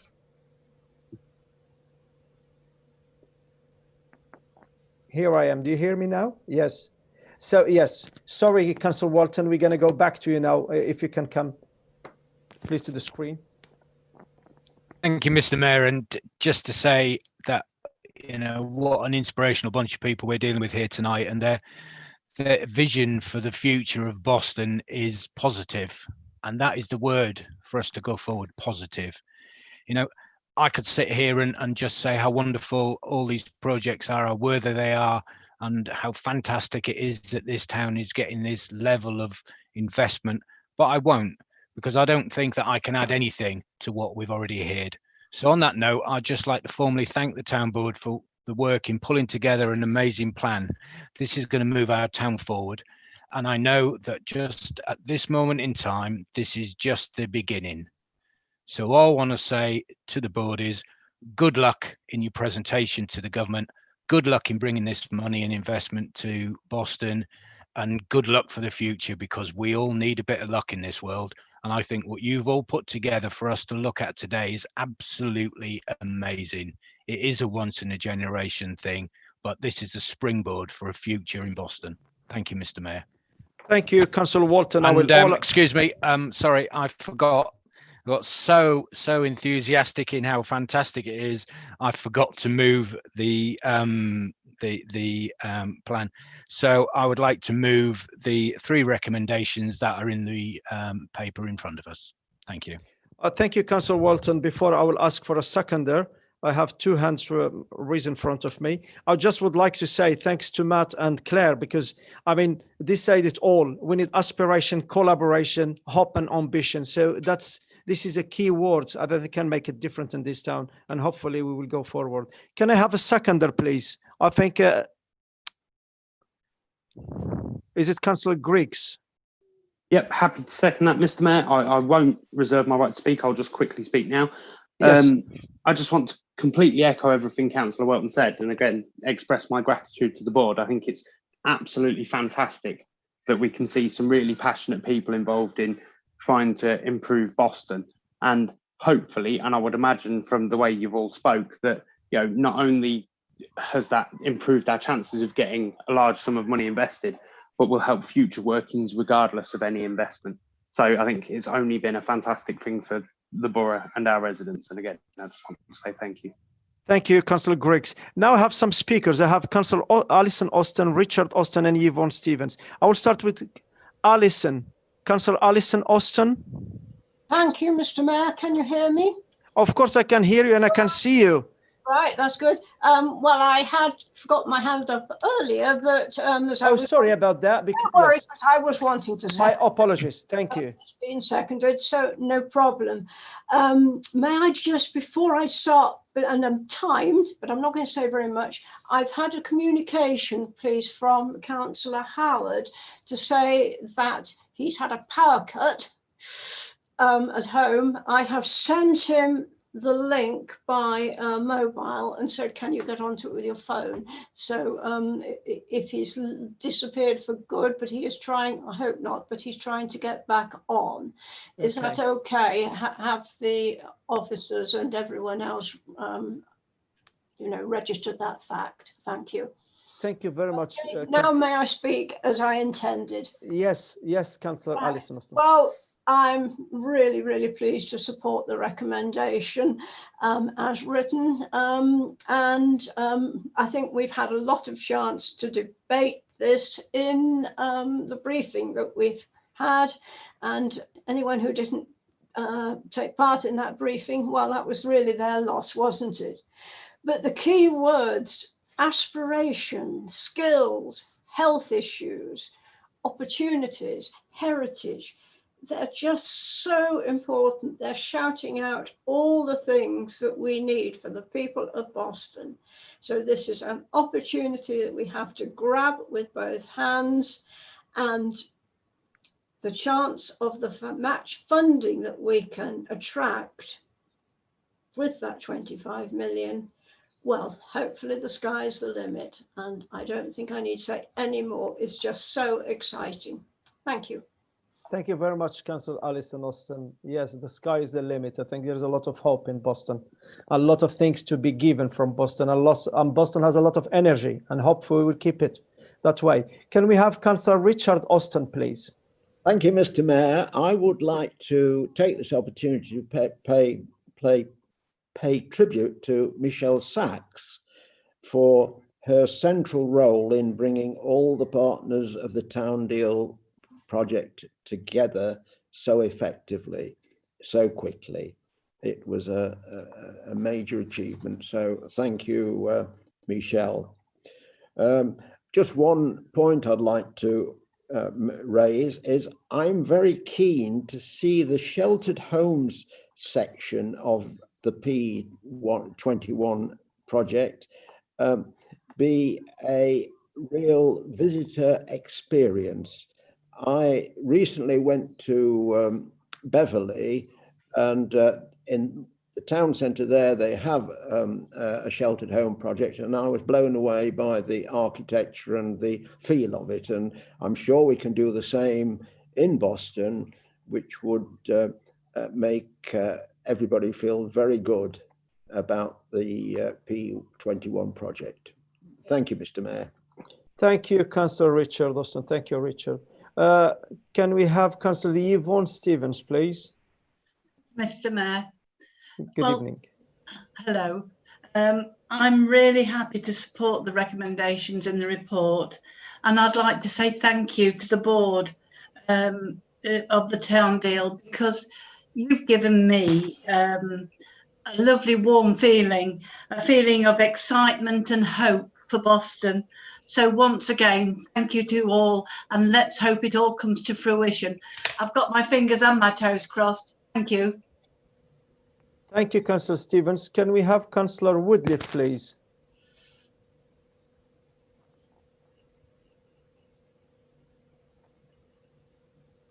Thank you, Mr. Mayor. You're welcome, Stephen. Thank you. Well, that was it's a very interesting report. I must admit, I'm very encouraged to learn of the cooperation between Haven High School and Boston College, and it's impressive. And I commend Mr. Fantelier certainly on the achievements he's made at Boston Haven High School, because we all know that it's a very successful school now. But I did wonder about the other two schools in the town, because they're not mentioned in the report, are they? There's no mention of Boston High School or Boston Grammar School, which is surprising. I would have thought that somewhere along they would have figured in the report, because they are two very, very important schools for this town. And whilst not everybody's in favour of grammar school education, grammar schools are a major attraction to many parents. It's really like having private education on the state, isn't it? And the two schools, you know, are a significant part of the school, part of the town. The other aspect, of course, is the link between Boston Grammar School and Boston, Massachusetts, because of course there's the school and the Boston Latin School in Massachusetts is modeled on Boston Grammar School. Boston Latin School in Boston, Massachusetts was the first school, I understand, in America when they, well, the United States of America, when they set it up. It would be America, wouldn't it?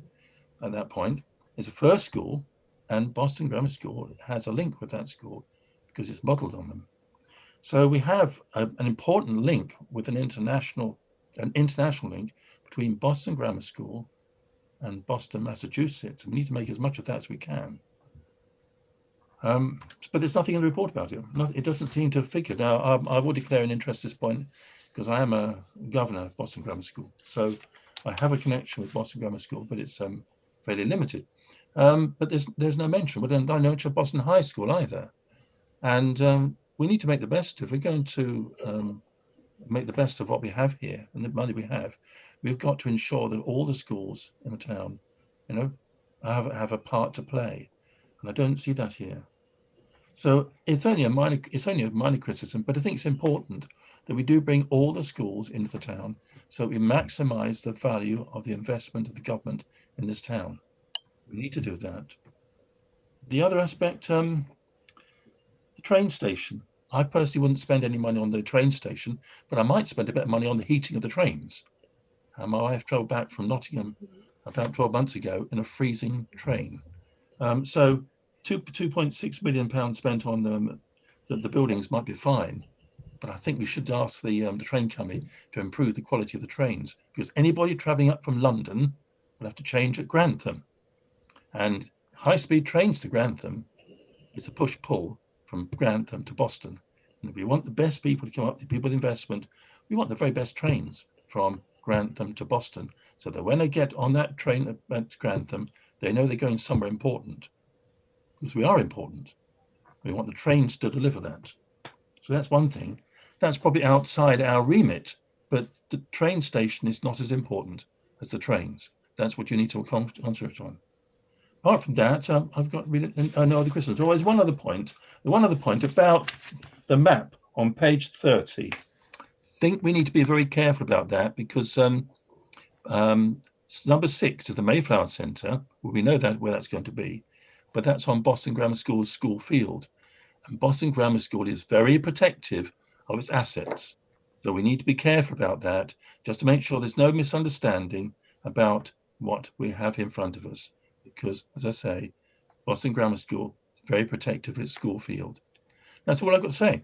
Apart from that, it's a very interesting report, and I wish I hope it will be very successful. We need everything we can to promote the town and to make the very best of our town, to attract people here. We need to offer the very best education we can here to ensure that children don't just disappear off elsewhere. They may go to university, but they come back here to build businesses and make this town prosper. So we have a very, very important plan to put together. Thank you very much, Mr. Mayor. Thank you. Thank you, Councillor Woodley. Very valid points. Thank you for that. Thank you. We're going to go to Councillor Anne Dorian, please.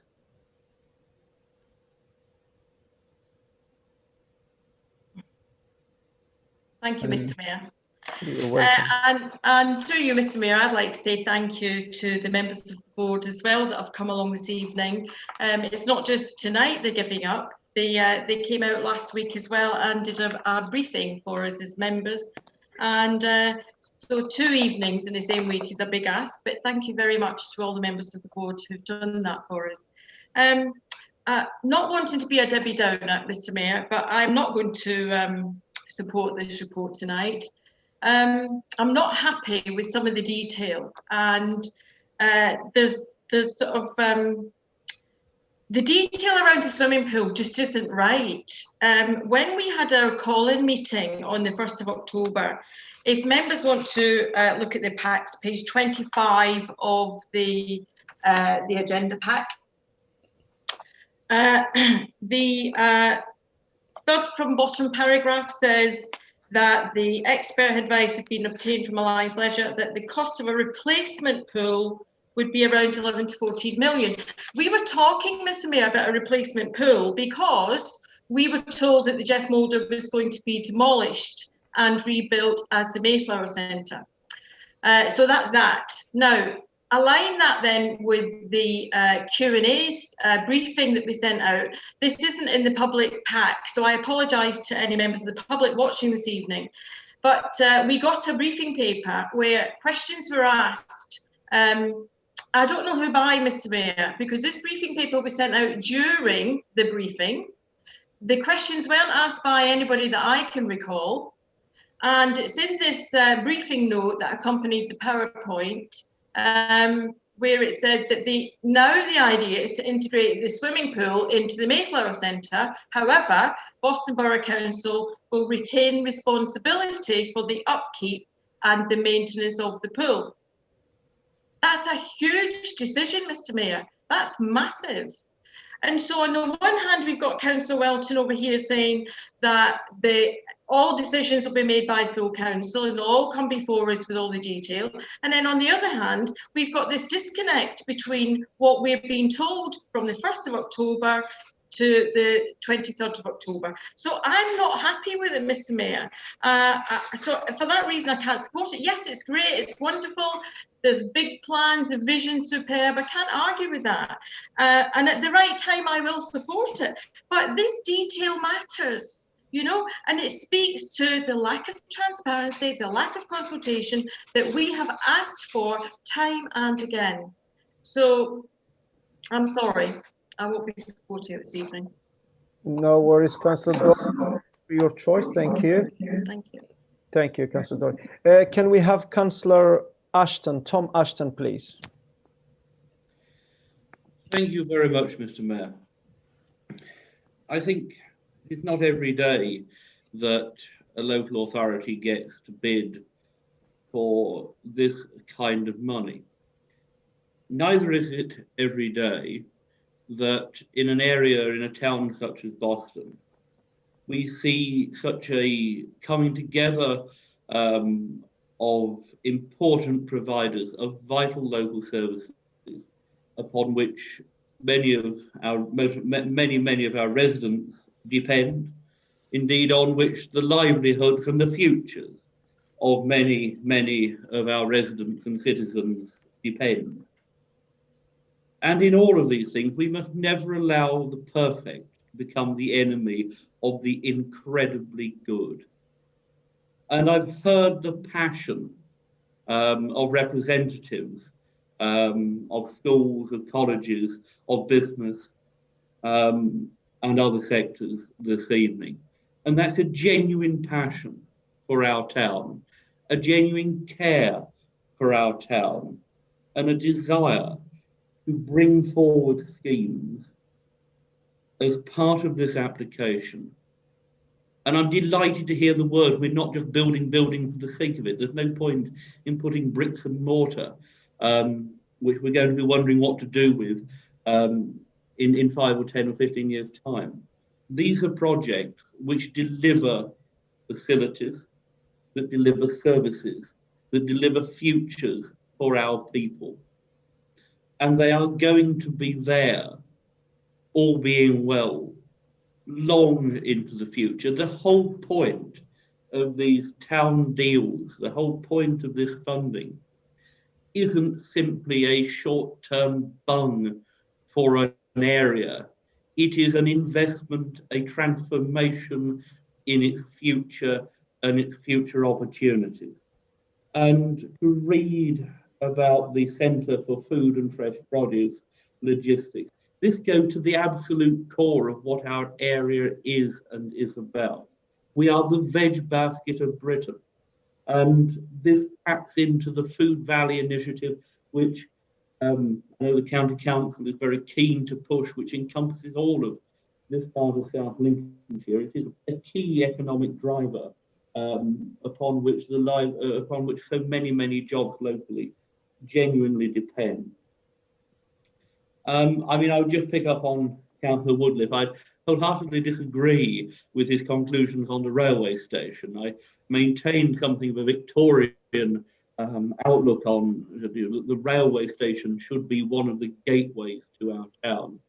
But I can, I hope, reassure him, as I sit on the County Council's Highways and Transport Scrutiny Committee, that the East Midlands trains are going to be laying on Class 170 Turbo Stars in replacement of Class 153 Sprinter trains over the next couple of years. And these will vastly improve that notorious journey of which he described between Grantham and Boston. So hopefully, having sorted East Midlands Railway, having sorted the trains, then actually I would love and wholeheartedly support that we give due attention to that railway station. And I would hasten to add that that railway station was once a station on the then East Coast Main Line before the route through Newark and Grantham was built. So I wholeheartedly support it. The £30 million of match funding is, these are figures, this is investment in our town and our people that we haven't come across for many, many years. And if the proposer and seconder of the motion would consider indulging me, the language of these motions reads that we are to note the town investment plan. I would go one stage further, and I would gently move that we say that we support the town investment plan. That this council gets 100%, or as many members are of that view, and I am heartened again. There are members across the chamber of all political parties that are supportive of what is being put forward here. This private sector led, this community led project, that we don't just note it, that we actively as a council show our commitment and support it. And I mean, I would. Ashton, I do apologise for interrupting, but you've had your 5 minutes. Thank you. Thank you. If the mover would consider that amendment, please. Thank you, Tom. Thank you, Councillor Ashton. Thank you of your views. I think we have another 2 speakers. I think Paul Skinner, Councillor Paul Skinner will be next. Thank you, Mr. Mayor. Really interesting presentation by fellow members of the board. The 3 pillars: skills and aspirations, sustainable economic growth, pride in place. We had the heritage bit. You know, we've got a fantastic heritage in Boston. Pride in place. That's just, we should have pride in what we've got. Matthew came out with community, hope and ambition. That's really important stuff. Community, hope. You should never take away the community's hope. You know, we've got a town team here that could quite often, you know, this is 25 million. What if there's another deal? We've got a fantastic team here. Let's keep up. Let's keep it up. We also had from Claire, we had community partnership and collaboration, and from Jackie, health and well-being. Claire was also mentioned the fact that the college is in the top 5 in the country. Unfortunately, we don't have young people with the aspirations to use it as much as probably they could, but we have a fantastic facility. You've got to support this tonight, because to take away hope is the cruelest thing you can ever do to anybody. So I could not understand anybody that wouldn't support the fantastic opportunity this brings. Thank you very much, Mr. Mayor. Thank you, Councillor Paul Skinner. I couldn't disagree with you. I think it's an opportunity for all of us to grab. And I think the group we have today, the part of this town deal, I think they're exceptional. And what they have achieved, I think the reality speaks for itself. These people, they achieve a lot of things, and they're helping us to achieve more. And I think collaboration works. And I think we should grab it with 2 hands. Thank you, Councillor Skinner. We have Councillor Noble, Jonathan Noble. Thank you, Mr. Mayor. Just a couple of points quickly. The document is comprehensive, it's detailed. It may not be perfect, but time is of the essence. We have to submit our plan, the TIP, by the 30th of this month. So we have really little option. If we want the money, we must support it. Even though there may be some imperfections and things that aren't quite complete. The other thing I think members may wish to know, this is with regard to recommendation 3, and perhaps Mr. Kempster, as chairman of the board, can help us out. It says that the chair and the vice chair of the board can make refinements to the town deal investment plan. I'm just wondering, is that between the pair of them, or is that without reference to other town board members, or with reference to them as well? Just an interesting point, if you could answer that. Thank you, Mr. Mayor. Thank you. Can we have an answer on that, please? Anybody can clarify the situation? Is it Michelle? Thank you, Mr. Mayor. I would say we don't normally do Q&A sessions at council, but I totally agree with you. Just to clarify, if you can, that will be appreciated. Thank you. No, what we will be, the decision makers are the chair and vice chair, but all board members will be circulated updated versions of the tip right up until we get the until it's the agreed document. And the minor refinements are small things each day, just in terms of the grammar, in terms of layout, presentation, photo images, etc. Thank you, Mr. Mayor. Thank you, Michelle. Thank you for the explanation. Can we have Councillor Deborah Evans? Councillor Evans. Hello, thank you, Mr. Mayor. You're welcome. I just wanted to say thank you for such a motivational evening. It's wonderful. The feeling of pride has been sparked, and I feel the forward movement of really exciting times. Thank you to all the hard work that's going on. And I think this is only the beginning. I think we just go with it. It's just amazing. And I agree with Councillor Aston about changing of the wording, because I fully support this, and I just want to say thank you very much to everybody that's working so hard. Thank you. Thank you, Councillor Evans. Thank you, Deborah. Councillor Rush. Thank you, Mr. Mayor. I again have listened intently to the propositions by my colleagues, and I am as enthusiastic as anyone. However, we may be getting a sort of a runaway train event here. Let's be honest, this is a proposal that has been worked very hard on, and of course it's very welcome in Boston. But we're missing the point, aren't we? This town's accessibility is the problem. I don't doubt the projects that Chestnut Homes, etc. have done. I don't doubt that there is a fantastic project for the centre of the town. I don't doubt that our heritage has so much to offer that. But it's all none of it can be realised without the accessibility that we've been starved of by Lincolnshire County Council or whoever else, the Highways Department or whatever. We have to be realistic. We have to face facts. People resist this town not because the people aren't very nice people, not because the offer in the high street is not a good one. People resist this town and keep away from this town because it's so difficult to get to. And what we seem to forget as well, and I really must stress this, that our neighbours, our dependent neighbours in Skegness, must be wringing their hands in horror every time we talk about developments in Boston that only stop when we get to the Pilgrim Hospital.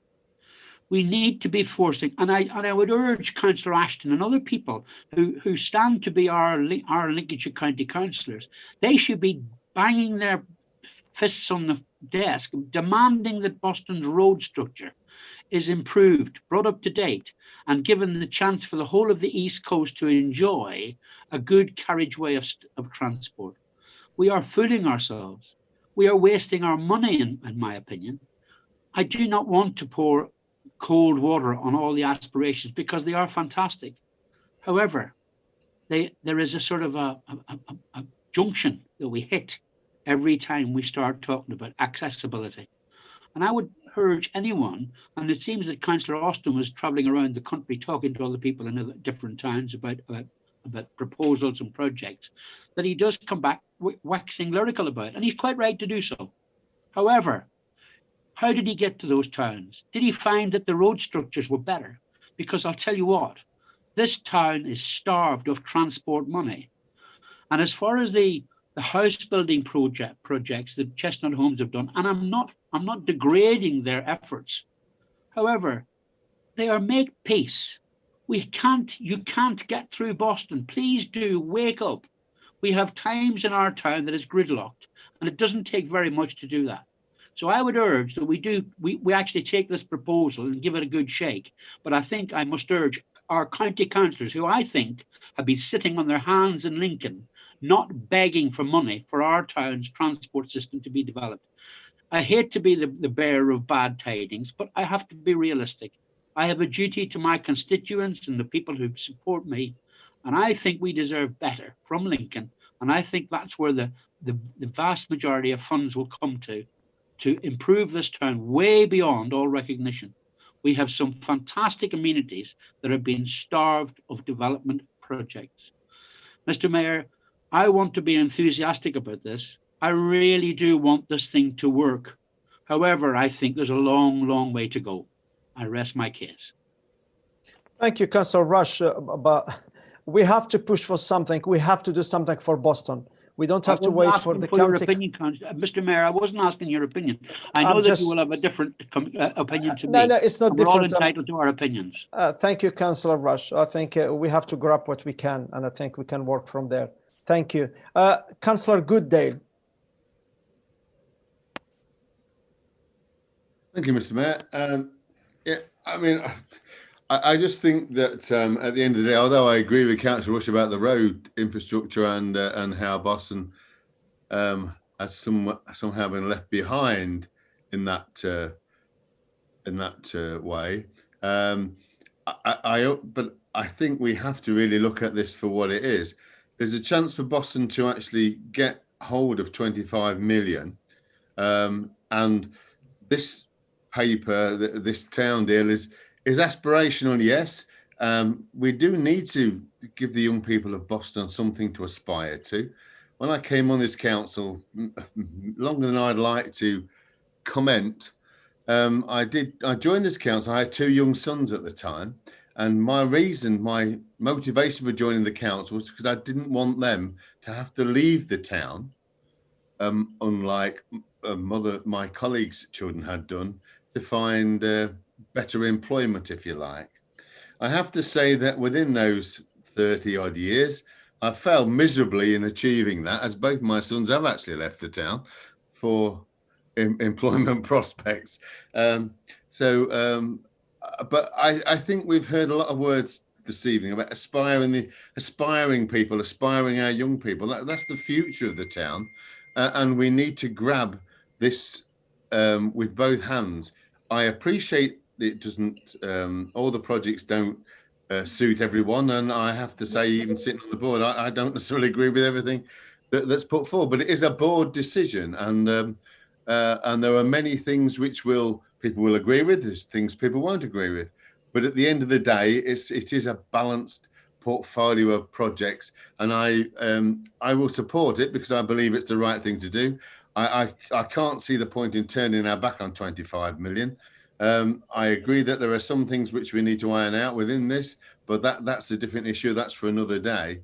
This is about supporting the initial bid, and let's get the money first before we start falling out about what we can spend it on and the parameters of that. Because I think there is time to do that in the design stages of the project, and I think that's what we need to focus on.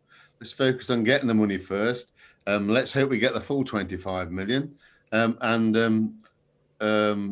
know, let's more power to Boston. Really, I think that's where we have to be looking. I fully accept what members have said, and I appreciate that some members have doubts on this project, but that's fine. That's not a problem, and I think we can all look at this. If and when we get the money, but I think the main project at the moment is to actually try and get the money.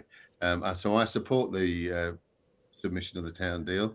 I support the board as such. I do agree that there are certain aspects which we'll all be debating again and again.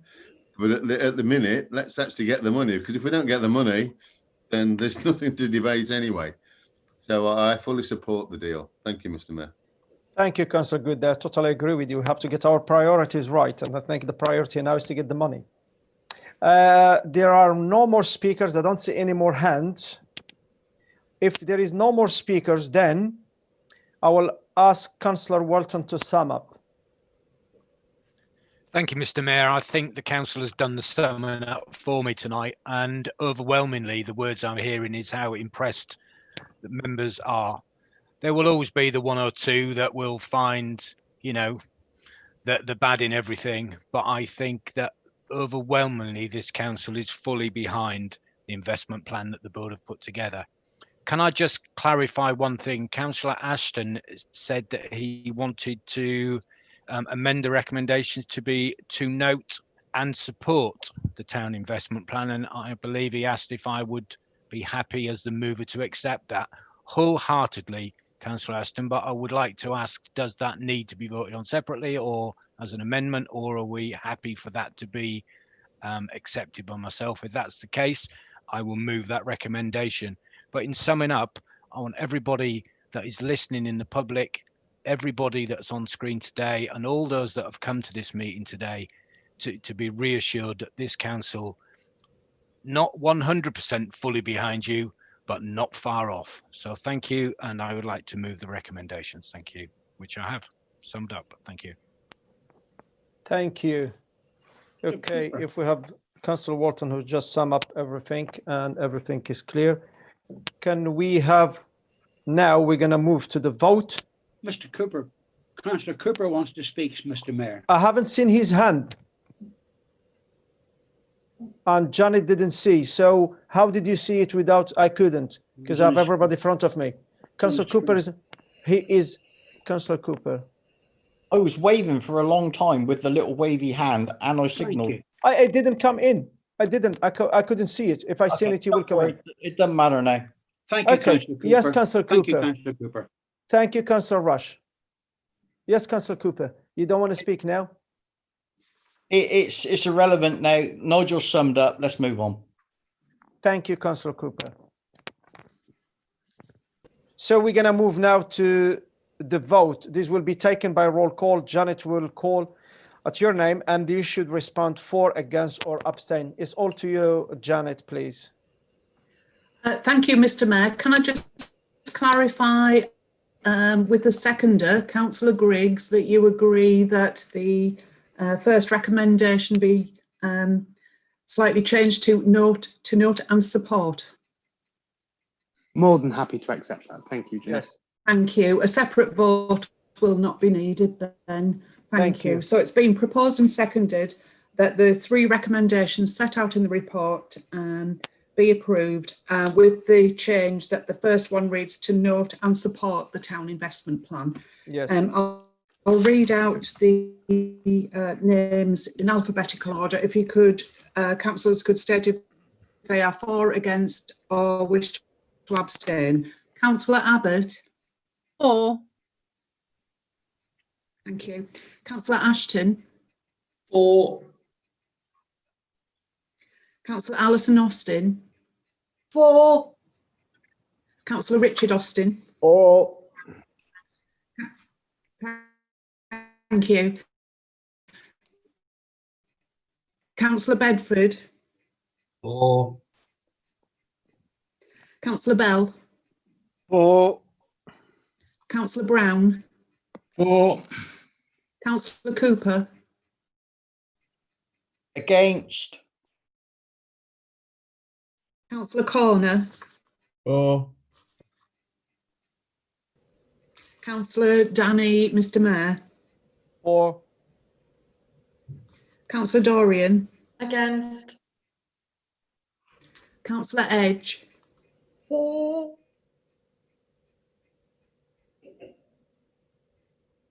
Thank you. Councillor Evans. For. Councillor Goodale.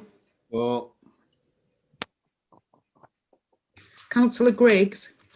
For. Councillor Hasty.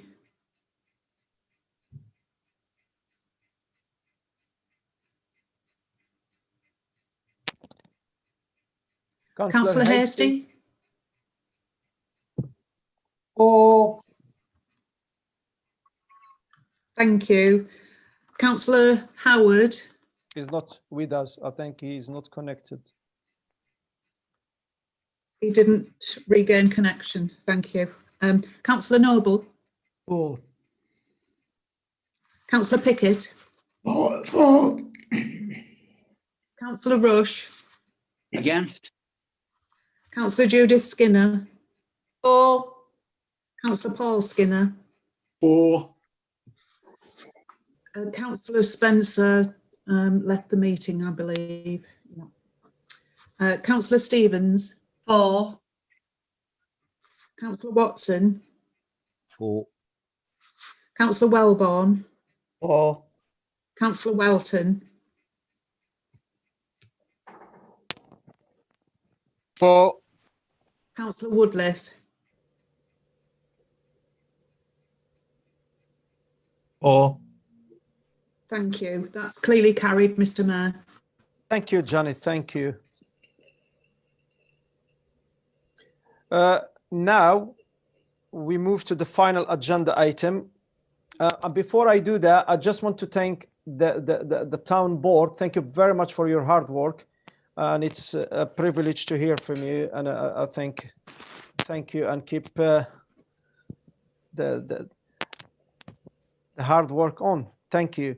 Yes, we now move to the final agenda item, a review of appointments to committees, chairmanships, and external organization, which I will ask the monitoring officer to introduce. It's all to you, Michelle.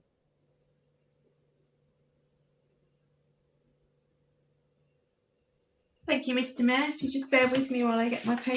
Sure. Thank you.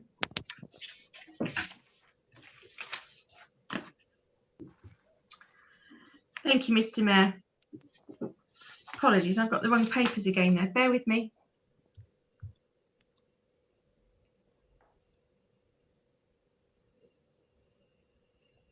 What? There we go. Thank you, Mr. Mayor. As you can see, the report is self-explanatory. It sets out the reasons why we need to have the vote tonight in terms of the membership of committees, appointment of chairman and vice chairman of committees, and appointments to the external organisations. There are 3 recommendations for council to consider, and where we have, I'm quite happy to advise at each stage of the process in terms of where we have more numbers for seats than has been proposed, so more nominations than the actual seats that are available.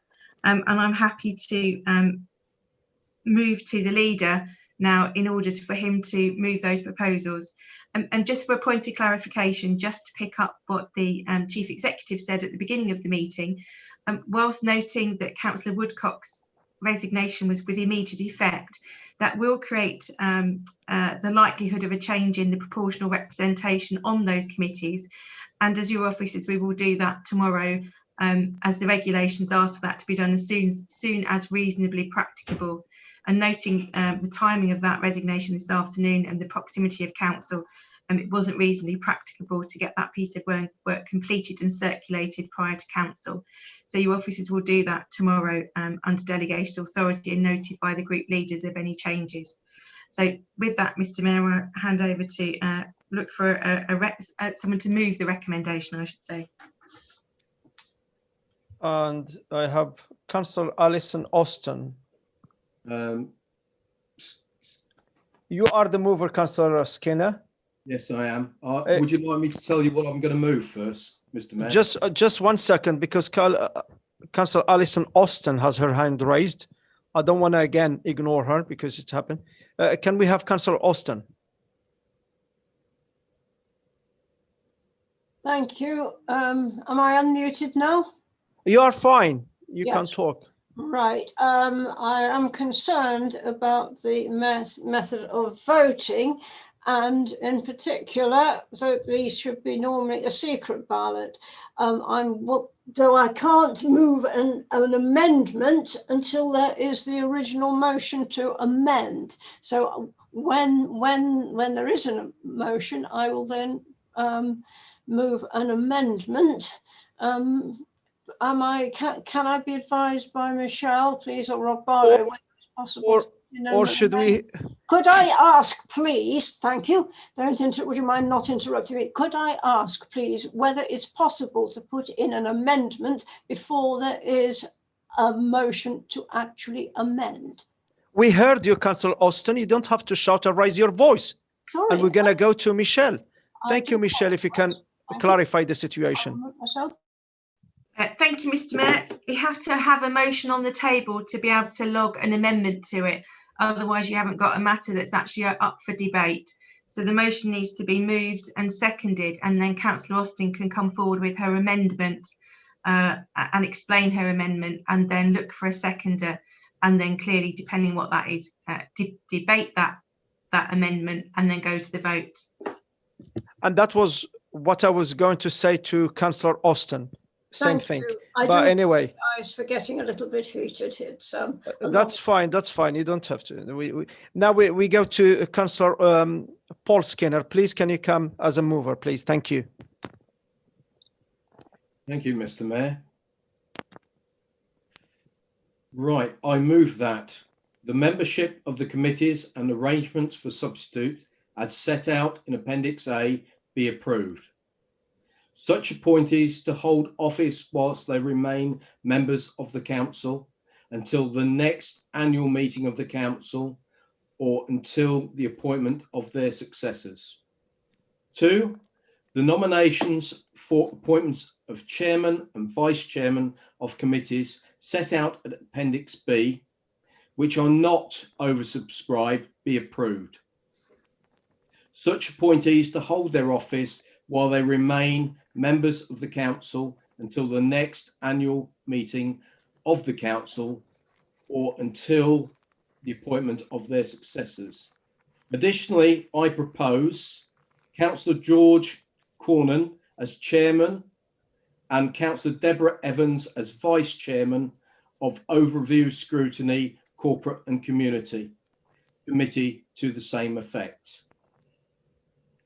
3, the appointment of members to serve as council's representatives on those external organisations where the council is the appointing body, which are not oversubscribed as set out in Appendix C, be approved, to hold office whilst they remain members of the council until the next annual meeting of the council or until the appointment of their successors. Thank you, Mr. Mayor. Thank you, Councillor Walton. Councillor Skinner, sorry about that. Do we have a seconder? Yeah, formally second, reserve my right, Mr. Mayor. Thank you. Thank you, Councillor Walton. Does anyone wish to speak? Councillor Austin.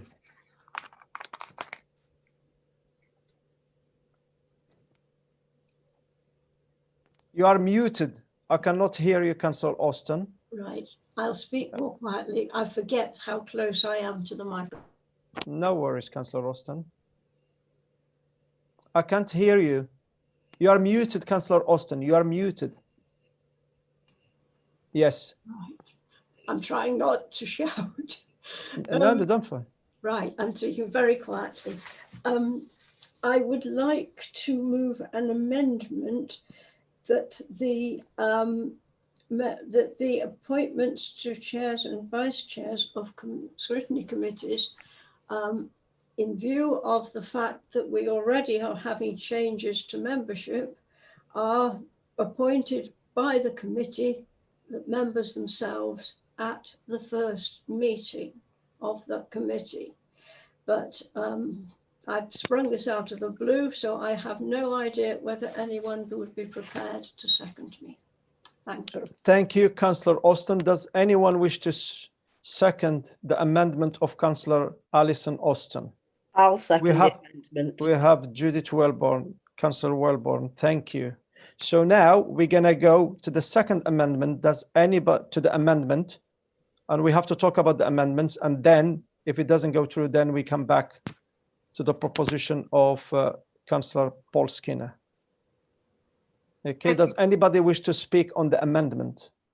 Mr. Mayor, if I can just Yes. Help there. So again, just for clarity, members are now considering, council is now considering the motion that Councillor Alison Austin has proposed and that's been seconded by Councillor Wellborn. Yes. To effectively delegate the decision of appointing chairs to the committees themselves. So that's what we're debating now. Thank you, Mr. Mayor. Thank you, Michelle. Thank you. Yes. So we have Councillor Goodale. Thank you, Chairman. I mean, I was going to make an amendment anyway, but I'm happy, so I'll give notice of that. But I'm happy to support this, that the chairman and vice chairman are actually elected by the committees that they sit on. It is something which we did ask for a while ago, and the former leader of the council actually agreed that it would be the way forward, that committees would appoint their own chairman and vice chairman. I know it wasn't actually passed through council as a motion, but it was basically agreed by the leader of the council at the time, of Councillor Spencer. Unfortunately, he's disappeared, but he did agree that would be looked at, and it never actually got round to it. But I will support that, Mr. Mayor, because I think it's a good idea. I don't hold with a lot of I don't hold with members of the ruling group being chair and vice chair of scrutiny boards anyway. But and I'll be making, if that motion doesn't succeed, I'll be making amendments to Councillor Paul Skinner's motion later on, Mr. Mayor. But I will support that motion. Thank you very much, Councillor Goodale. We have Councillor Richard Austin. Thank you, Mr. Mayor. Yes, I think it's a good idea to let the committees decide who their chairman should be. So I will support this amendment. Thank you, Councillor Richard Austin. Can we have Councillor Andorian, please? Thank you, Mr. Mayor. Yeah, I'm going to support this as well, this amendment from Councillor Austin. And I would like to think that if this amendment passes, it gives us a little bit of breathing space. I would like to see Councillor Spencer and Councillor Cooper be brought back into the fold somehow. I appreciate Councillor Cooper is attending 5 parish councils a month, and that's a big ask of anyone. But I do think that in democracy, everyone should have a voice, and we should find a way to make sure that people find that voice. So yes, I will support this amendment. Thank you, Mr. Mayor. Thank you, Councillor Dorian. Anybody wishing to speak? Anybody wishing to speak?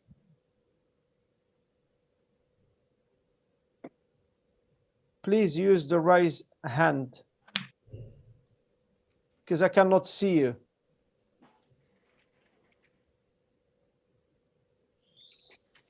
If there is no more speakers, then we're gonna move to the vote on the amendment. If the amendment doesn't go through, we go back at the original one, proposal by Councillor Paul Skinner. Okay? So, can we take a vote on that, Janet? Yes, Mr. Mayor. Thank you. So can you repeat, please, can you just repeat for us the amendment, what is it for, and so everybody can understand? Thank you. Yes. Thank you. Yes. The amendment, the membership of the committees, apart from those that oversubscribed, be approved, as set out in Appendix A, be approved, that the appointment of chairman and vice chairman be delegated to the committees to appoint chairman at the first meeting of those committees. And thirdly, that the appointment of members to serve the council's external representation organisations as set out in Appendix C be approved apart from where they're oversubscribed. If members could indicate whether they are for, against or abstain with respect to that amendment. Councillor Abbott? Against. Councillor Ashton? Against. Councillor Alison Austin? For. Councillor Richard Austin? For. Councillor Bedford? For. Councillor Bell. For. Councillor Brown. Against. Councillor Cooper. For. Councillor Corner. Against. Mr. Mayor. Against. Councillor Dorian. For. Councillor Edge. For. Thank you. Councillor Evans. Against. Councillor Goodale. For. Councillor Griggs. Against. Councillor Hasty. For. Councillor Howard. Is not with us. Sorry, No. thank you. Councillor Noble.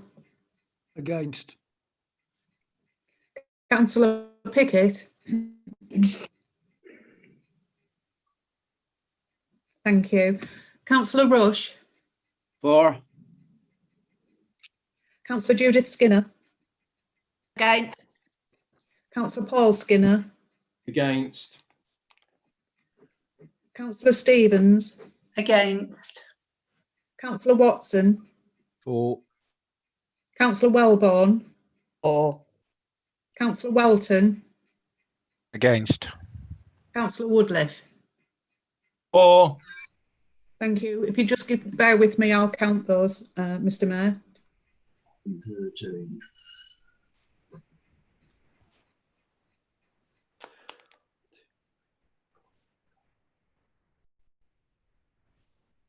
Mr. Mayor, I make that the votes are 13 for and 13 against. So it would need your casting vote, Mr. Mayor. Well, I'm against. Thank you. Thank you, Mr. Mayor. The amendment has fallen, so we go back to the original motion. Thank you.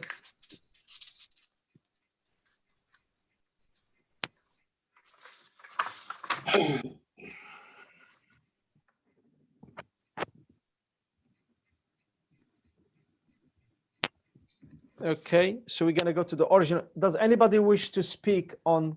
We have Councillor Goodale. Councillor Goodale.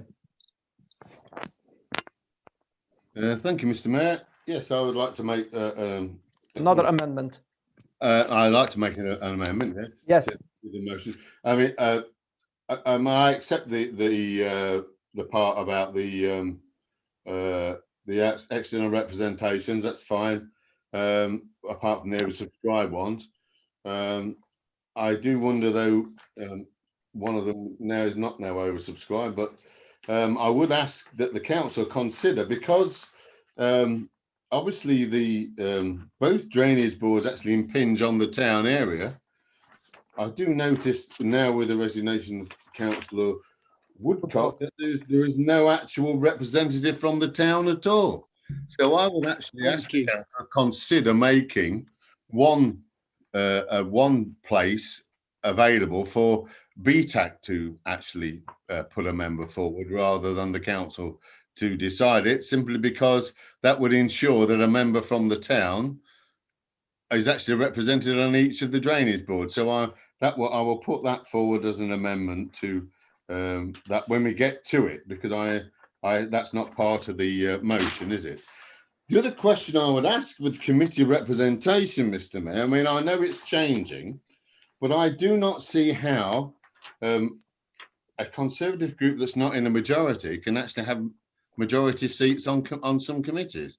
I don't see however you work out any political proportionality, if you have 14-14, how one group can hold more seats than another. I just don't understand how that works. And in some cases, it's more than one in favour of the controlling group on some of the boards. So I question how that's arrived at. I have to say, I don't expect that to increase the number of my group's representation, because I appreciate that the way it's worked out, it doesn't actually work like that. But I do actually think we need to really consider how we look at how we arrive at the proportional representation on the boards. I mean, my understanding was that scrutiny boards were actually exempt political balance anyway. So I suppose you could get around it on that one. But in saying that, there are on some of the statutory boards where it is applicable, the actual controlling group have a majority, and that can't be right because they don't hold a majority on the council, even if you remove the 2 unaligned members. And I agree with Councillor Dorian. I think we need to look at a way of bringing those members into the council. The actual legislation does allow for that. It's up to the council to decide whether they should be involved or shouldn't. And I do believe that they should be involved so that they can, at least if they want, take part in the council's activities other than just one full council meeting when that comes along. So I'll question that. But when it comes to the chairman and vice chairman, for the Overview and Scrutiny Committee, Environment and Performance, I will move Councillor Andorian as chair. It's the reason I will also have pleased to say that I am in a position to move Councillor Woodliff for the chair of the Overview and Scrutiny for the Corporate and Communities Committee. And I would also like to move Councillor Peter Bedford for chair of the Planning Committee. I make those recommendations, Mr. Mayor. I don't actually believe that it's right for members of the controlling group to chair scrutiny committees. I mean, the Audit and Governance Committee, I don't believe that Councillor Ashton should chair that either, because that is a scrutiny board.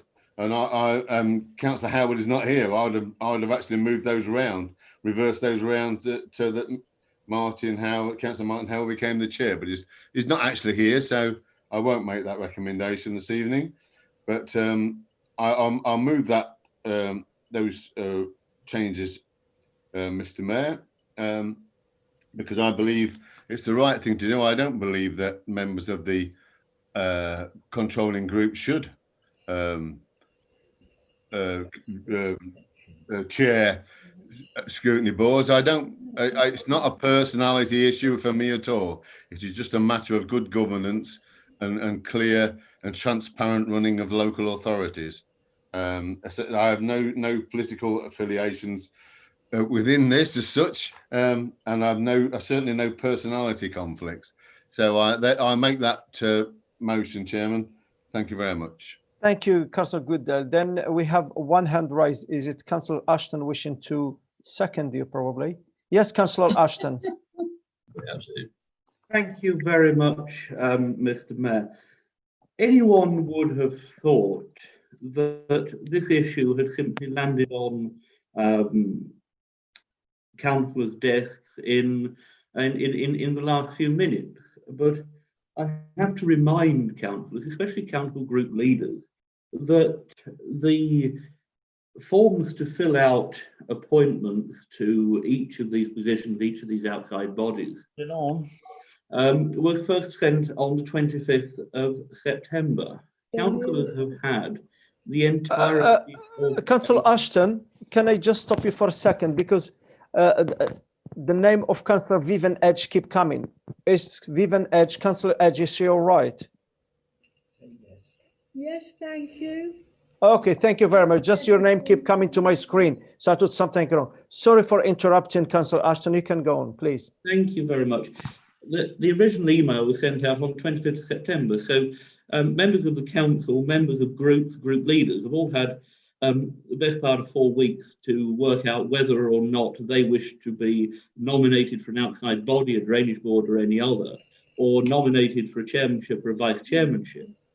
In the last week, we've had a merry-go-round of members of the opposition being in, out, and roundabout. And having had fair opportunity to put nominations forward that we could rightly deal with on the next vote which has already been outlined by the monitoring officer and the leader of the council.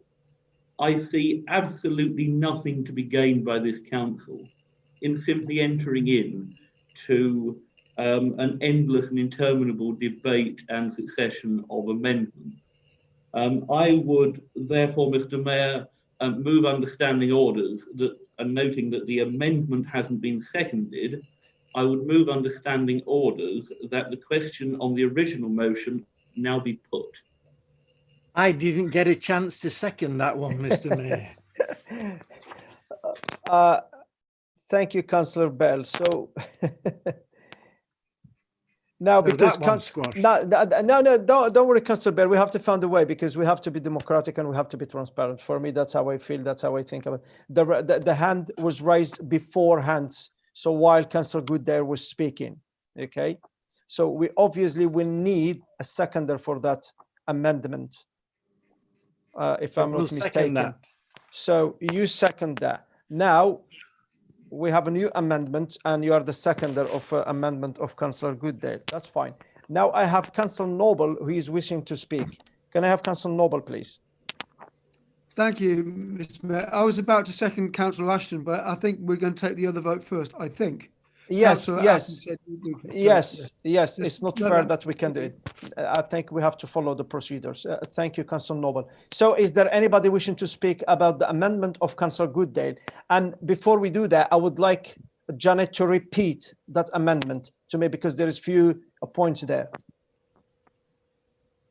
Thank you, Mr. Mayor. Yes, the amendment is purely to the second recommendation regarding nominations for appointment of chairman and vice chairman, in that Councillor Anne Dorian be chair of the Environment and Performance Committee, Councillor Stephen Woodliff, as set out in the appendix actually, be chairman of the Corporate and Community Committee, and that Councillor Peter Bedford be chairman of the Planning Committee. Thank you. Thank you. So it's all clear. Does anybody wish to speak? I have Councillor Austin, Alison Austin.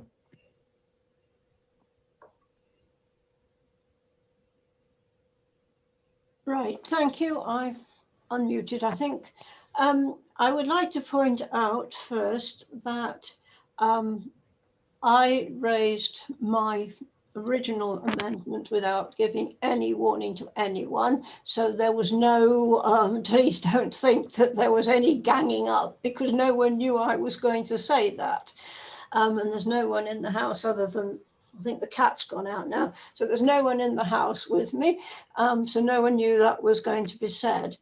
Now there's a couple of things. The reason I said that, and I only said scrutiny committees in actual fact, was that when the membership is probably going to change, it seems a little bit pointless to be doing them now, only to change them in a day or two's time. My second point is that I haven't made notes because I'm speaking sort of off the cuff, sorry. At one point, Councillor, I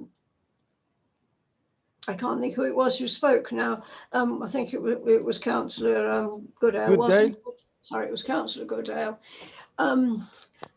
Was recommending people from all sorts of parties to be in chairing different committees. I was, I think, firmly told when I submitted a form, first of all, that I couldn't now have someone on it because they weren't in my group. Maybe I misinterpreted it. Maybe that wasn't the case. And my final point is, I don't think one should be on a drainage board just because you happen to be on BTAC.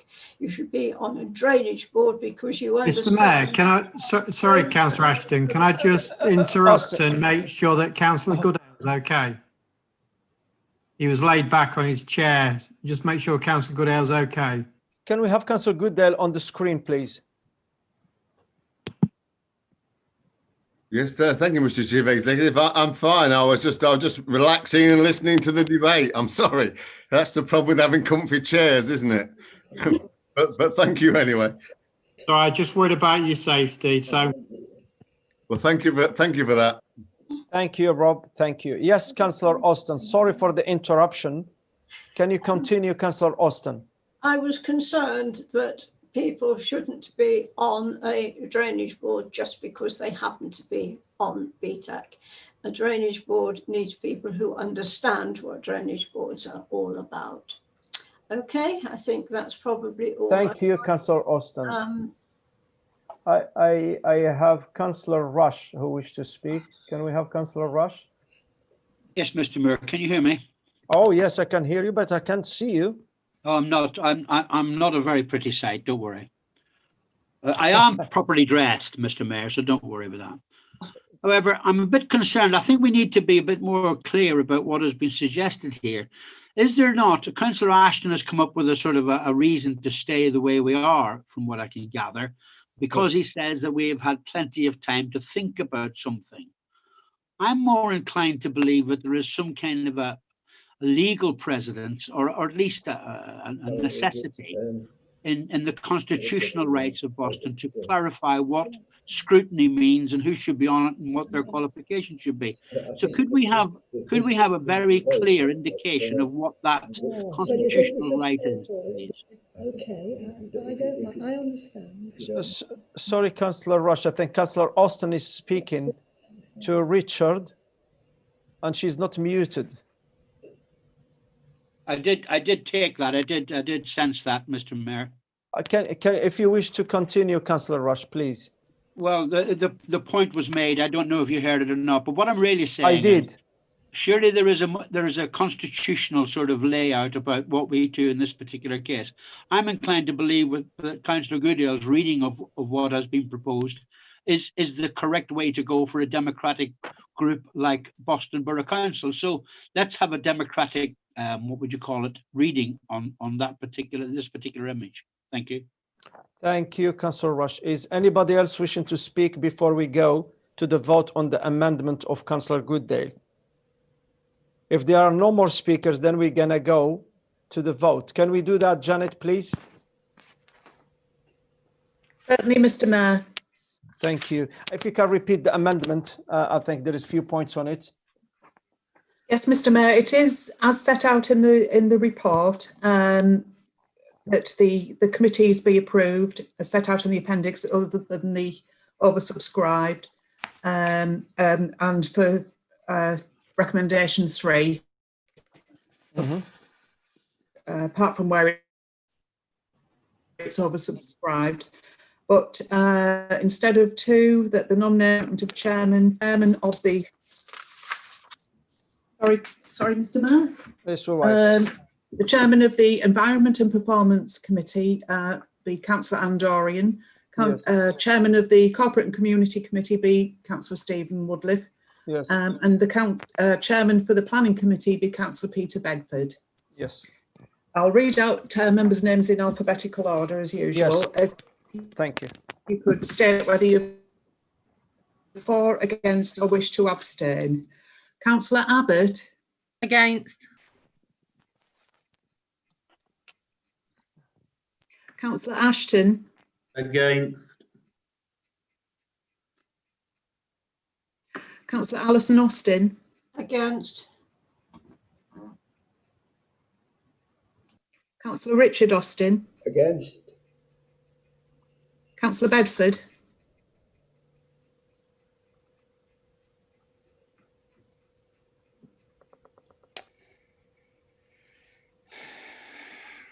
Councillor Bedford. For. Councillor Bell. For. Councillor Brown. Against. Councillor Cooper. Against. Councillor Corner. Against. Councillor Danny, Mr. Mayor. Against. Councillor Dorian. For. Councillor Edge. Yay. Oh, God, Jesus. Councillor Evans. Sorry, can you switch off your phone? Sorry, Janet, we are in Councillor Evans. Councillor Rush, can you please mute your microphone? We don't want to hear any comments. Thank you. Councillor Evans. Thank you, Janet. Thank you. Against. Councillor Goodale? For. Councillor Griggs? Against. Councillor Hasty? For. Councillor Noble? Against. Councillor Pickett? Against. Councillor Rush? Councillor Rush? For. Councillor Judith Skinner? Against. Councillor Paul Skinner? Against. Councillor Stevens? Against. Councillor Watson? For. Councillor Wellborn? For. Councillor Welton? Against. Councillor Woodliff? For. Thank you, Mr Mayor. The amendment has fallen. The majority have voted against. Thank you, Janet. Thank you. Please, I just try to remind you for, just to keep in order. Please mute your phones and, your microphones and say whatever you like, but, don't forget. Yes, Mr Janet? Mayor? Yes. Sorry, just to remind you that we will, in the next few minutes, have to take a vote on extending the meeting beyond 3 hours. Thank you. Yes, thank you. So now, since the two amendments has fallen, we're going to go back to the original one. Does anybody wish to speak on that? I have a hand raising. It's Councillor Ashton. Thank you very much, Mr. Mayor. It was very remiss of me to try and get in there with my previous motion before Councillor Bell was able to second. It was very discourteous of me, but I would now, in view of that time is pressing this evening, move understanding orders 1711A2 that the question now be put. And I look for a seconder, Mr. Mayor. Happy to second that, Mr. Okay, I have Councillor Greggs and I have the hand of Councillor Paul Skinner. Councillor Greggs, you wish to second that? Yes, please, Mr. Mayor. Thank you. Then we have a seconder. Okay, thank you. Thank you, Councillor Greggs. Does anyone wish to speak? Councillor Noble. Yes, thank you. Mr. Mayor, you must have misheard because I actually seconded Councillor Ashton before the last amendment. And can I just make this a point very quickly to Councillor Woodliff? I think it's relevant because Councillor Woodliff's name appeared as possible chair of corporate community. He withdrew his name early in the day under the mistaken apprehension that he would be opposed. So he needs to be appraised of that fact. That's all. Thank you, Mr. Mayor. Thank you, Councillor Noble. Thank you. Does anybody else wish to speak? If we don't have any more... Yes, Janet? I was going to suggest that we go straight to the vote on whether the question be now put. Okay, that's fair enough. Thank you. Okay, let's go to the vote. Can we start that, please, Janet? Yes.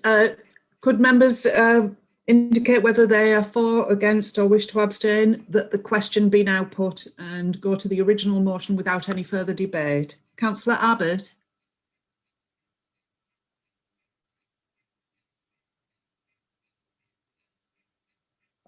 We have to come Agree. back. Thank Agree. you. Councillor Ashton? Or. Councillor Alison Austin? For. Councillor Richard Austin? For. Councillor Peter Bedford? For. Councillor Bell? Against. Councillor Brown? For. Councillor Cooper? For. Councillor Corner? For. Councillor Danny, Mr. Mayor? For. Councillor Dorian? Against. Councillor Edge? For. Councillor Evans? For.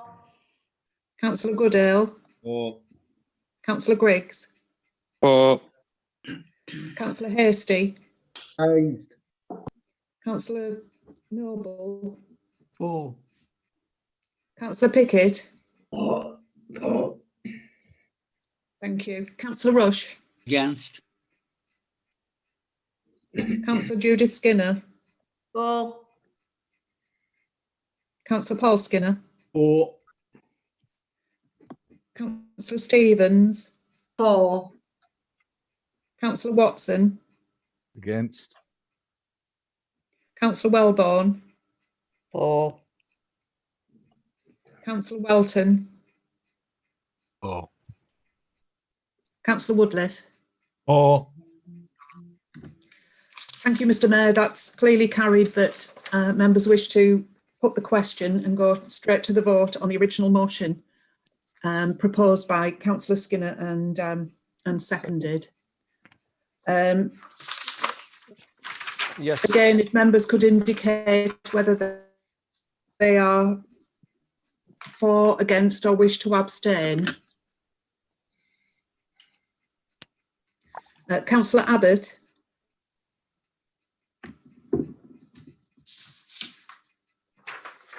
For. Councillor Ashton. For.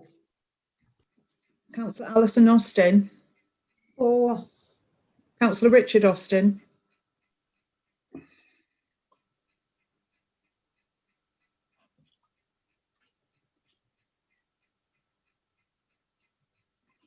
Councillor Richard Austin.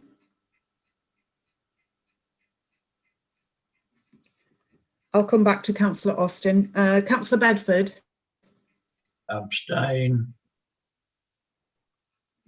Councillor Bell. Abstain.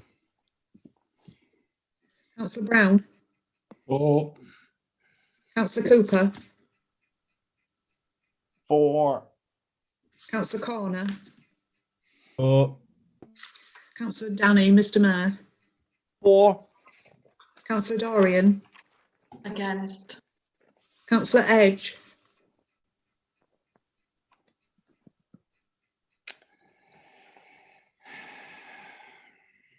Councillor Edge. I'll come back to Councillor Edge. Councillor Goodale. Against. Councillor Griggs. For. Councillor Hasty. Against. Councillor Howard. Sorry. Councillor Noble. For. Councillor Pickett. For. Councillor Rush. For. Councillor Judith Skinner. For. Councillor Paul Skinner. For. Councillor Stevens. For. Councillor Watson. Against. Councillor Wellborn. Abstain. Councillor Welton. For. Councillor Woodliff. For. Sorry. Abstain. Abstain. Thank you. Thank you. Councillor Richard Austin. Nearly fell asleep there, I'm afraid. I'm not sure if Councillor Austin is still connected. Councillor Edge. There's no response, Mr. Mayor, but that was clearly carried, the original motion. Thank you. Thank you. Thank you, Janet. Mr. Mayor, just before we move on, can we just make sure that Councillor Edge is okay and Councillor Richard Austin hasn't gone to assist or something, because they're both in the building and I'm just concerned that if we can get some visibility on them. I think Councillor Alison, she's next to them. Oh, she's on her own, I think. Well, I had just texted him. I think he's now just responding. Oh, he said, we've been shut down. We've had to leave the meeting coming home. Oh, have they been thrown out of the building? No, they won't have been shut down. I suspect what's just happened, as has happened with my PC, is that you have to re-log on again. It switches you off at a certain point in the evening. And just a short while ago, my PC switched off and I need to log back in again. I suspect that's possibly what has happened. They have not been kicked out of the building. I would be absolutely certain about that. But they are, excuse me, but they are using Richard is using his own borough device. He's not using a PC. and the then Edge is using the one supplied by the borough and told not to touch it. You know, this really is unacceptable if they've been cut off really by the borough itself. Mr. Mayor, may I suggest that we have just a short 5-minute adjournment while I seek to understand what's happened there, please? I totally agree with you. We should take probably a break and come back. 10-minute break. Could I move then very quickly that we extend the meeting beyond the 3 hours duration, or else we will second that while we're adjourned. Yes, thank you. We have a seconder as well as Councillor Paul Skinner. So we do that and we take a 10-minute break. So we come back at 21:35. No, we need a vote on that, Mr. Mayor, because I know I don't want to extend the meeting. So there's a mover and a seconder, but you need a vote. Sure. Can we take a Janet vote on the extension of the meeting? Yes. Councillor Abbott, could you indicate whether you're for or against or wish to abstain?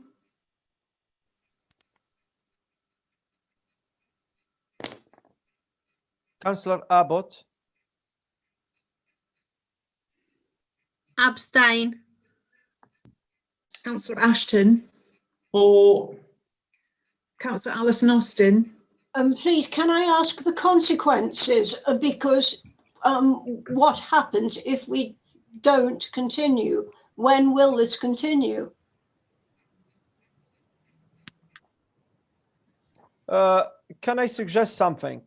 As we are short of members and we have difficulties to connect, should we postpone this voting for these 3 committees to another day, which may take probably 1 hour? I'll second that, Mr. Mayor. Thank you, Councillor Dorian. Thank you. So can I see if the members and councillors are agreeing on that? Councillor Evans.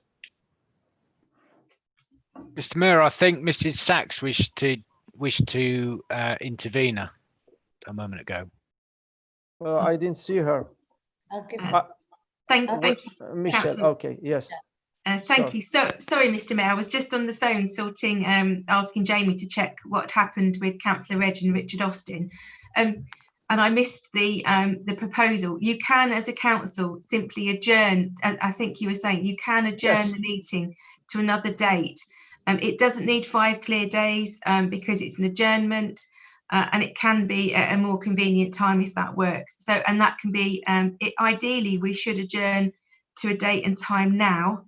For the public record, if members can agree. I think Jeanette wants to come in there as well. Thank you. I was just going to ask your advice, Michelle, whether we could simply adjourn the remainder of the business to the next full council meeting on the 23rd of November. We can do. Yes. Sorry, Mr. Mayor, we can do, and that's what often happens if we haven't taken the vote on guillotine and we run out of time, then there is no vote, and the meetings that have yet to be debated are simply moved to the next agenda, which, as Jeanette said, would be council in November. If members particularly want to meet earlier, then they can designate to go for an adjournment. But if we don't get a decision by 9:30, then automatically we refer back to November. Well, that's what I suggest. We can postpone that, or we can refer it to November and keep the things as they are. So it's up to the councillors what they think. Should we vote on it, or we should just keep it as this, or should I be a dictator and just say we postponed it until the November meeting? We've only got 30 seconds, Mr. Mayor, or thereabouts. I think we should do that until November. I think will be perfect for everyone, and that's from the chairman of the meeting. So we don't have to vote on it, and we can do that, Michelle. I think will be perfect for everyone.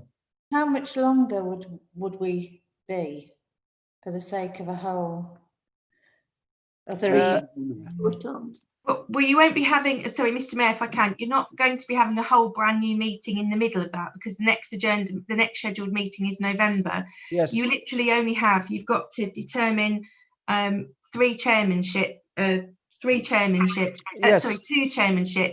and membership of the IDBs. So there's not a lot of time there. No. The only thing I'm mindful of is, I have to say, I'm mindful that Councillor Richard Austin and Councillor Reg are not in the meeting and seem to have been under the illusion that they were kicked out. And I've got a slight concern procedurally for you on that, in terms of if members feel they can wait till November on those last things. And I'm really mindful of the time that lawfully the guillotine falls, and that's it. We're out of time anyway. Michelle, sorry, Councillor Watson, just 1 second. Michelle, I have a suggestion. Will it be possible just to vote on it on our emails, by email? No, legally you have to vote in the present, and that's the constitution and the law. You have to be voting. Perfect. It's not an email situation. That's fine, perfect. Yes, Councillor Watson. Just to say, I thought we were out of time. Yeah, we are. Yeah, that's fine, but sometimes we have to be sacrifice a little bit of minutes. I don't think so. So we keep it until November meeting. Is that correct, Michelle? Yes, now because the guillotine has fallen and there wasn't a vote to extend, and therefore those last couple of items now fall to become the first agenda items for the next meeting. Thank you, Michelle. Is that clear for everyone? So let's hope everybody is fine, and then I will conclude the formal business of this meeting, and I thank you for your attendance. Thank you very much, and have a nice evening. Thank you. Thank you, Michelle. Thank you, Mr. Mayor. Thank you very much. Thank you. Evening all. Good night, everybody. Good night. Good night. Night. Good night. Good night. Thank you.